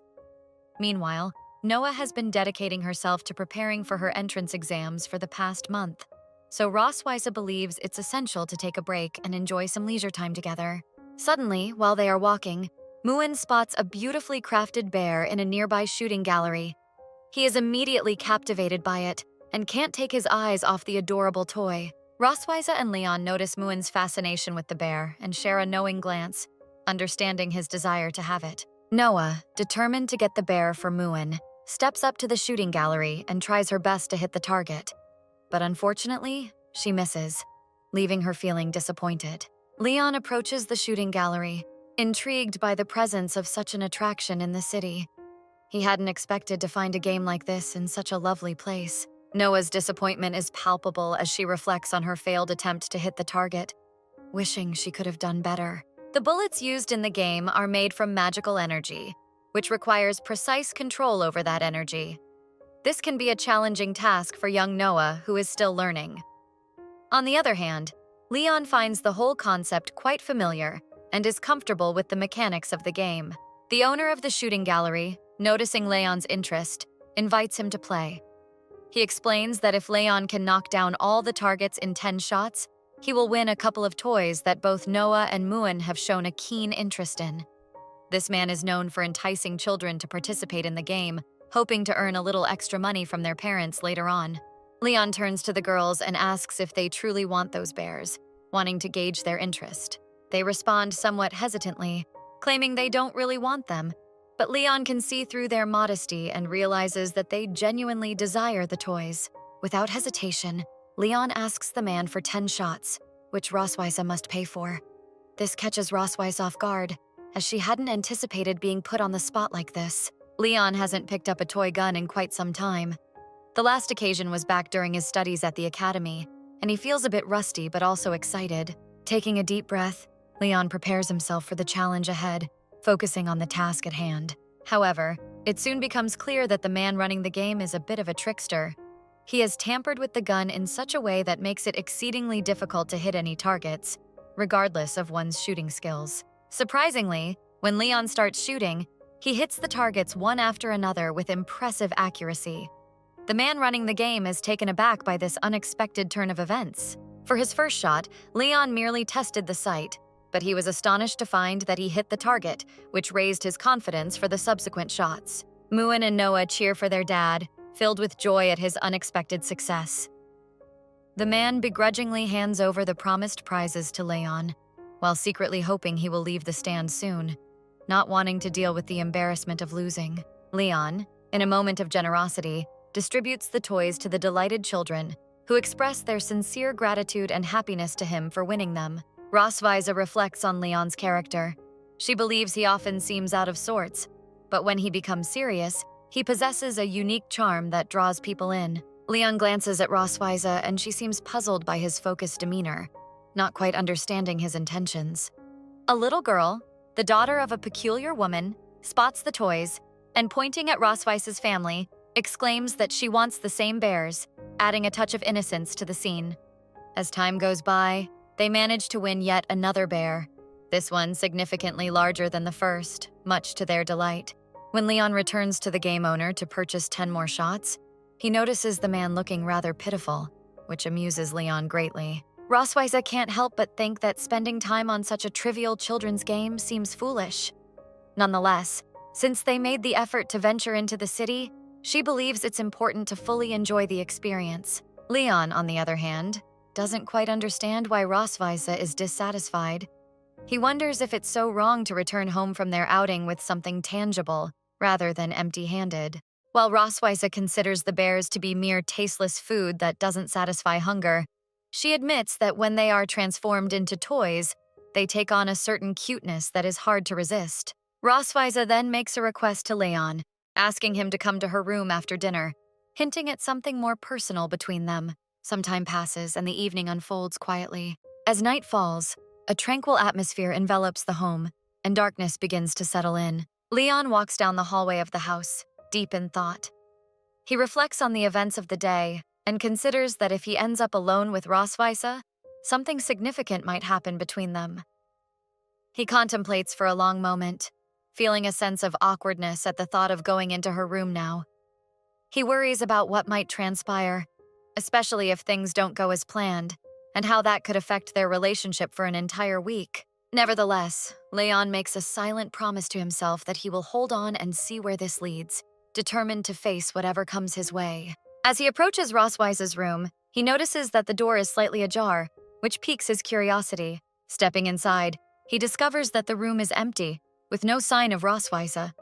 It seems that Leon may have arrived too early. and Roswitha is likely still in the bath, taking her time to prepare. The glass in the bathroom isn't very opaque, allowing Leon to catch a glimpse of Roswitha as she relaxes in the bath, which leaves him in disbelief at the situation he finds himself in. He struggles to wrap his mind around the fact that he might have to face such an intimate moment tonight. Taking a deep breath, Leon tries to calm himself, focusing on the task of being present. Leon peers into Roswitha's bathroom, trying to gauge the situation without intruding. To his surprise, Roswitha was indeed waiting for him, and with a welcoming smile, she invites him to start their evening together. However, Leon feels a wave of apprehension, not wanting to be pushed beyond his limits or overwhelmed by the moment. Meanwhile, some time passes, and Muin and Noah occupy themselves by looking at the photos they took earlier.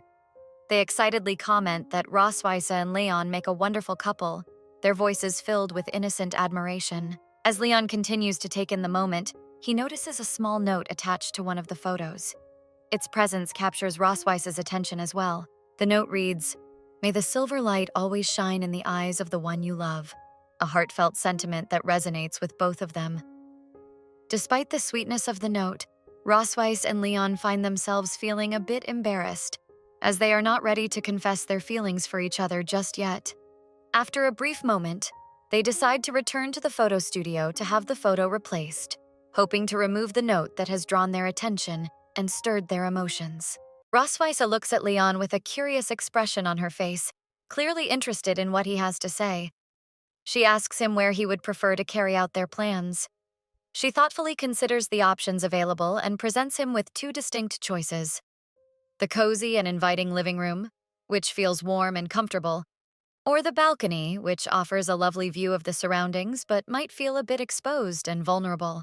Leon takes a moment to ponder her question, weighing the pros and cons of each option. After some careful consideration, he finally replies that using the balcony might not be the best choice after all. He shares his concern that it could become awkward if someone happened to walk by and see them, which could make the entire situation uncomfortable for both of them and ruin the mood they were hoping to create.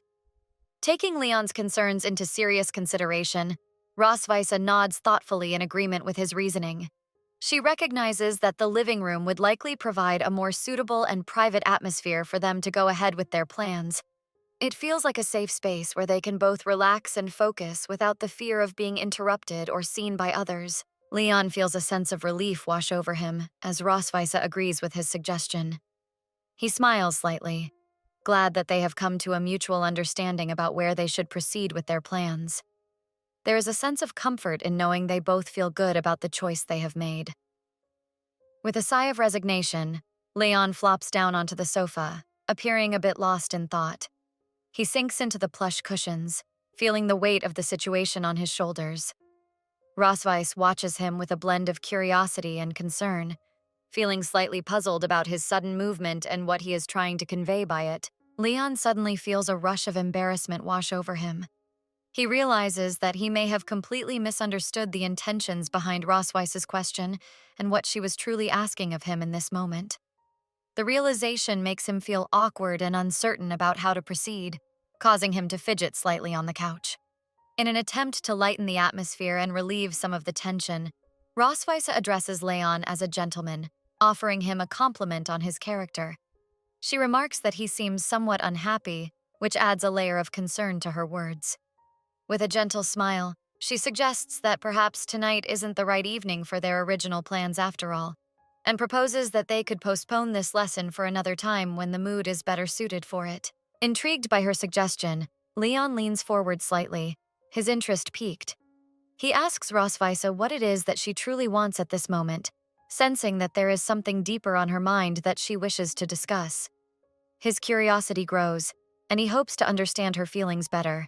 Roswitha takes a deep breath and explains that she is in need of answers to some specific questions that are necessary for evaluating viviparous families. These questions were used by the prestigious St. Haight Academy in the past and are quite important. She elaborates that these questions focus on understanding the habits, character, and experiences of the partners involved, which is crucial for their assessment. She emphasizes the importance of preparing their answers ahead of time, explaining how crucial it is to ensure they won't run into any issues during the admission process if they can't provide the right responses when asked. She feels a sense of urgency in her voice as she conveys how vital it is for them to get this right. Leon nods as he listens to Rosweise, but when he looks over the questions, he can't help but feel that they are rather dull and repetitive.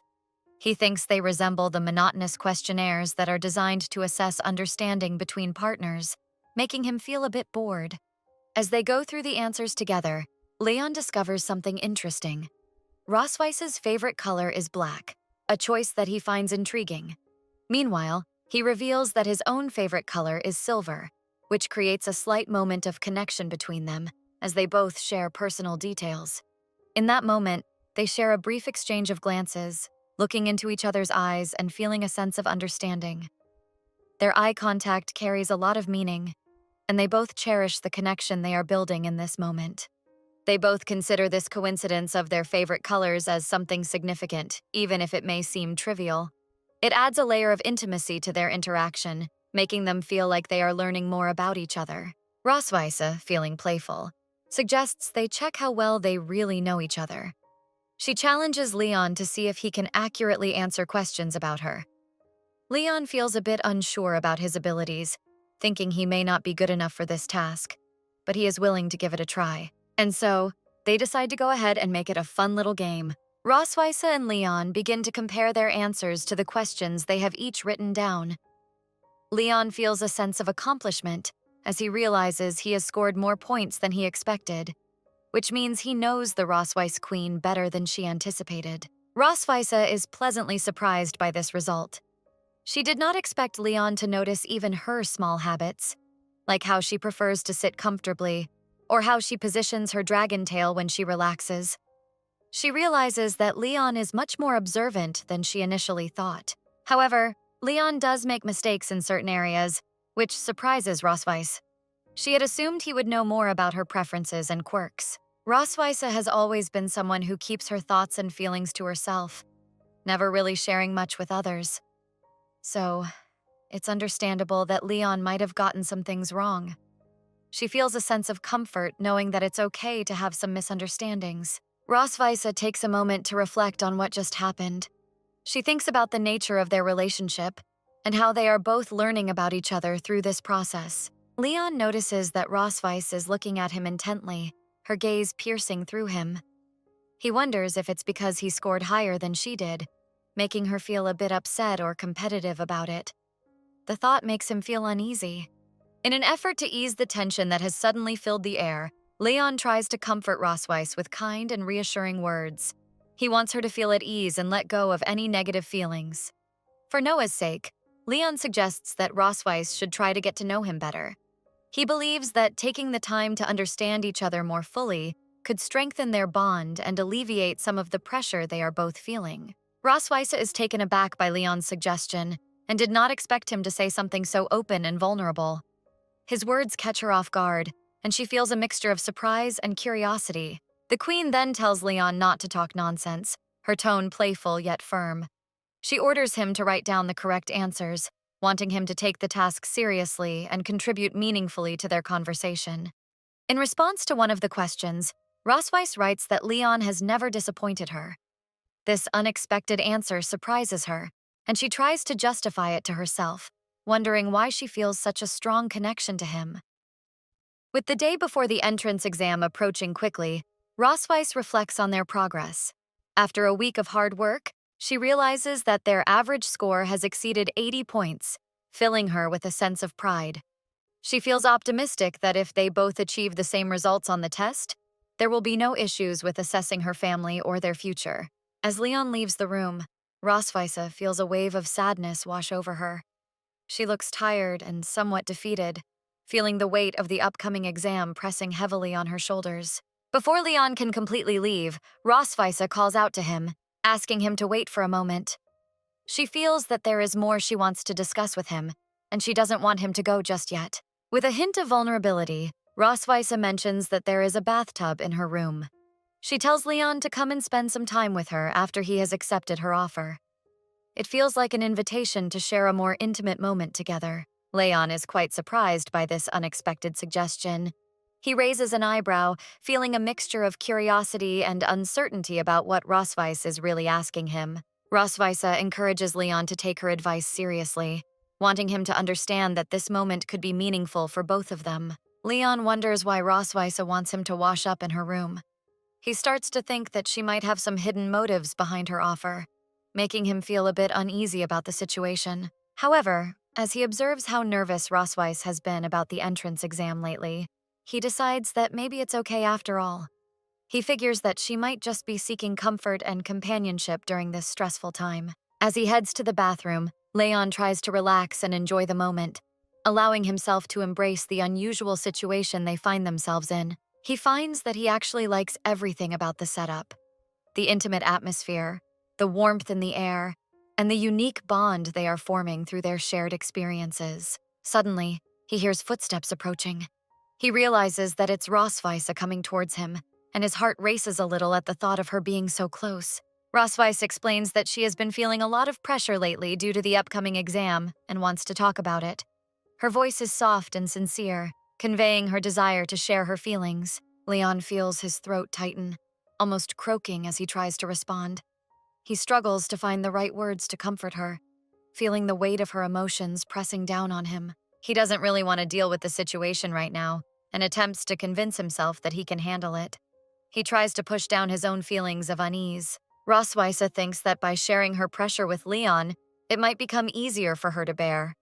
She believes that if he understands what she's going through, it could lighten her burden. Besides, didn't he come to her a few days ago in a similar mood? She recalls how he had shared his concerns, and now she feels it's her turn to open up. Leon realizes that he cannot go against what she wants.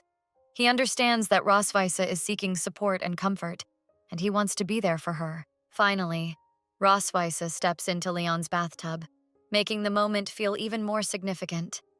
The act feels like a leap into a new level of intimacy between them, and Leon can't help but feel a mix of excitement and nervousness about what this could mean for their relationship.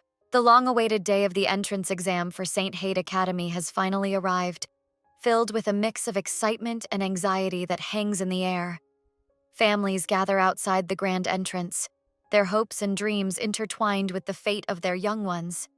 The atmosphere buzzes with anticipation as candidates prepare to showcase their abilities and impress the Academy's evaluators. Leon, standing at a distance, gazes at the majestic Academy, its towering spires and intricate architecture captivating his attention. He feels a swell of pride and determination as he imagines what it would mean for Noah to be accepted into such a prestigious institution. The sight of the Academy evokes memories of his own experiences and aspirations, reminding him of the importance of this moment. Meanwhile, Rosweissa stands beside him, her expression a complex mix of emotions that seems almost strange. There's a flicker of concern in her eyes, and it puzzles Leon. He wonders what could be troubling her at such a critical time, where every moment counts and the stakes are high. Concerned, Leon turns to Rosweissa and asks her what is bothering her, especially since he had just given her a relaxing massage the night before to help ease any stress. He hopes that his efforts to support her are enough to make her feel at ease, but her demeanor suggests otherwise. Rosweiss, seemingly irritated by the question, responds with a touch of rudeness that catches Leon off guard. Her tone is sharper than he expected, and he feels a pang of confusion. He wonders if there's something deeper troubling her that she's not ready to share. As the moments pass, the most important moment of the day is drawing near, intensifying the tension in the air. Everyone is acutely aware that the outcomes of the exam could alter their lives significantly, and the weight of this realization hangs heavily over them. In the midst of the anxious atmosphere, the girl responsible for reading the card of the Noah stands poised, ready to announce the significant details. Her voice carries a sense of authority as she prepares to share the information that will determine the future of their family. As she reads, the girl can't help but wonder about Noah's age. It seems to be a point of curiosity and perhaps concern, as she considers whether it might impact the evaluation process. The implications of age in the world of young dragons are not to be taken lightly. However, It quickly becomes clear that age is not a problem in this context. The Academy has its guidelines, but the nuances of each individual case can vary significantly. This realization offers a glimmer of hope amid the uncertainty. Although the Academy sets the minimum age for admission of young dragons at 1 year, Leon knows that virtually all young dragons who enroll are typically between the ages of 4 and 6. This fact provides a benchmark against which Noah's circumstances can be measured, alleviating some of the worries that had begun to surface. Rossweiss confidently asserts that Noya is very smart and that there is absolutely nothing wrong with her age. Her words are filled with conviction, reflecting her unwavering belief in Noah's potential and capabilities. This encouragement serves to bolster Leon's own confidence as well. Following this, a special employee approaches the family to guide them through a written test. The atmosphere shifts as parents are instructed to proceed to the 4th floor for an evaluation of their house, an essential step in the assessment process. The actions of the day are then transferred to the conference room located on the 4th floor, a setting characterized by its formal and structured environment. The room is meticulously arranged, emphasizing the seriousness of the evaluations taking place. Within the conference room, the setting is very formal, with a sense of gravity that underscores the importance of the occasion. The parents and candidates are aware that every detail matters, and the atmosphere is charged with a mix of nerves and determination. As they settle into the formal setting, Rosweisse leans closer to Leon and whispers if she thinks it will be easy for them to handle the 3 evaluators. Her voice is laced with both apprehension and curiosity, reflecting her desire to gauge Leon's confidence in their ability to navigate the situation. Leon, ever observant, notices a man who seems like an easy target to him among the evaluators. He sizes him up, mentally preparing himself for any potential challenges that could arise if things don't go as planned. His instincts tell him to be ready. He reflects on the possibility that if they suddenly dare to prevent Noah from entering the academy, he will be more than ready to meet these people with a sword. His protective instincts kick in, fueled by his determination to ensure Noah's success. The man introduces himself as Walter Wilson, the deputy director of St. Hate Academy, and he is responsible for their assessment. His presence commands respect, and he asks the parents not to worry, encouraging them to simply answer the questions posed to them. Leon and Rosweiss exchange knowing glances, pretending to be very happy in front of the deputy director. However, Leon can't shake the feeling that this old man is not as simple as he appears. There's a depth to him that suggests he is keenly aware of their situation. The old man begins to ask Leon and Rosweiss about their wedding anniversary date, probing into their personal lives. The question hangs in the air, adding another layer of tension as they prepare to navigate this inquiry. They successfully pass this question, exchanging furtive glances as they think back to their carefully crafted responses. The pressure of the evaluation process weighs on them, and they know they must remain composed. They recall the evening when they previously discussed the answer to this question, meticulously taking into account all the nuances that could affect their response. Leon suggests that they should consider that day as their anniversary. Specifically, they decide to refer to the year 1733, according to the calendar of creation, a detail that they hope will satisfy the evaluators. This shared memory reinforces their bond as they navigate the complexities of the day together. With smiles on their faces, Rosweisse and Leon simultaneously announce the date of May 25th. They both know that this is the day they had intimacy in the dungeon, a moment that solidified their connection and serves as a significant marker in their relationship. The old man pauses, thinking carefully. He notes that the child is already over a year old, and less than 2 years have passed since the wedding of the girl's parents. This progress seems faster to him than in ordinary families, raising eyebrows and questions in his mind. Leon, sensing the scrutiny, replies that he and Rosweisse experienced love at first sight, which is why everything turned out so quickly. His answer is filled with sincerity, hoping to convince the evaluators of the authenticity of their relationship. When asked whether Rosweisse and Leon had any arguments about their personal shortcomings during the 2 years of marriage, Leon takes a moment to consider. The question is loaded, and he wants to navigate it carefully. Leon answers affirmatively, admitting that yes, they have had arguments, but Rosweise, on the contrary, claims she has not. This was a deliberate setup, as they both understand that the answer must be a mix of truth and lies to sound plausible to the evaluators. The old man inquires further, asking what exactly happened during those arguments. Leon simply replies that sometimes he feels as if he doesn't exist, a sentiment that resonates with the complexities of their relationship. He elaborates by saying that his wife is very capable, managing family affairs and housework in a very organized manner. His admiration for her abilities shines through, showcasing the respect he holds for her. Leon continues, explaining that she accumulates stress easily, and he wants to take this opportunity to tell her that he also wants to do more for their family. His desire to support her is genuine and heartfelt, reflecting his commitment. A girl from the commission, observing the dynamics between them, notices how attentive and good Leon is as a husband. She then turns to Rosweise and asks her what she considers to be the most attractive thing about Leon, eager to hear her response. According to Rosweise, Leon is handsome, with a good figure, focused, serious, smart, not too intrusive, responsible, loves children, and maintains his composure under pressure. Her praise flows freely, painting a picture of admiration that resonates in the room.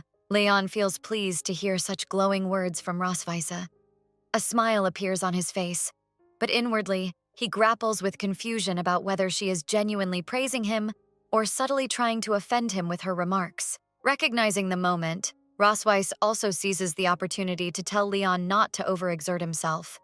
Her concern for him is palpable, and she wants to ensure he doesn't push himself too hard during this critical evaluation process. In a show of affection, Rosweise squeezes Leon's hand very hard, a gesture that conveys both support and reassurance. Their bond seems to strengthen with this simple yet significant act, grounding them amid the tension. The commission observes them closely, interpreting their interactions as those of a genuinely loving couple. Their chemistry is apparent, and it adds a layer of depth to the evaluation process as they continue to respond to questions. They take their time to thoughtfully answer the commission's questions, ensuring that every response is measured and deliberate. The atmosphere is charged with the weight of their aspirations, and they know how much is riding on their performance.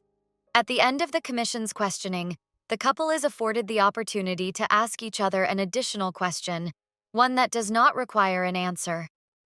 This moment offers a chance for vulnerability and connection amid the formalities. Rosweise mentions that she has no questions for her husband because she already knows everything about him. Her statement carries a sense of intimacy, reflecting the depth of their relationship and the understanding they share. Leon receives the answer, noting that according to Rosweise, the more you talk, the more mistakes you make. So she suggests that it's worth ending the dialogue as soon as possible, a pragmatic approach to navigating the evaluation.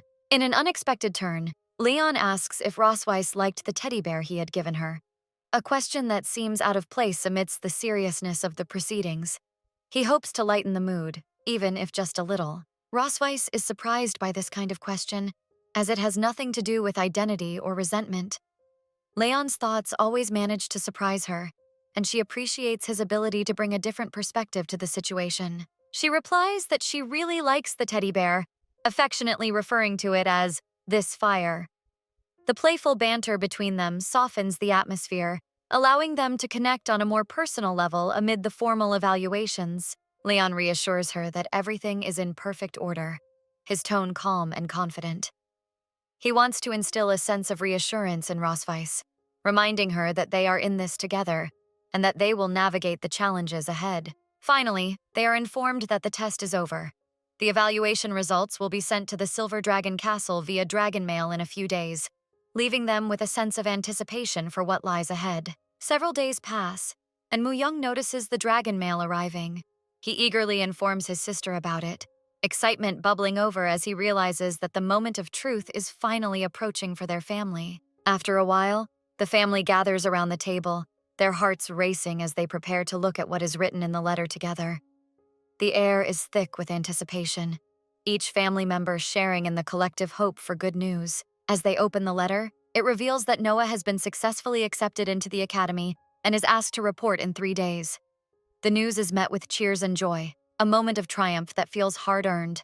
The entire family looks at the letter with joy, smiles lighting up their faces. The acceptance serves as a testament to their efforts and determination, and they take a moment to revel in the happiness of the moment. Muen, beaming with pride, expresses his happiness for his sister Noya. His enthusiasm is infectious, and it adds to the celebratory atmosphere as they all come together to celebrate this significant milestone. Rosweisa turns to Leon and expresses her gratitude, thanking him for his support and dedication throughout the process. Her words are heartfelt, reflecting the bond they share and the teamwork that brought them to this point. In celebration of the enrollment, the Queen announces that she will cook dinner, inviting everyone to join in the festivities. She playfully encourages Leon to come and help her, subtly taunting him to ensure that people don't say he's not part of the family.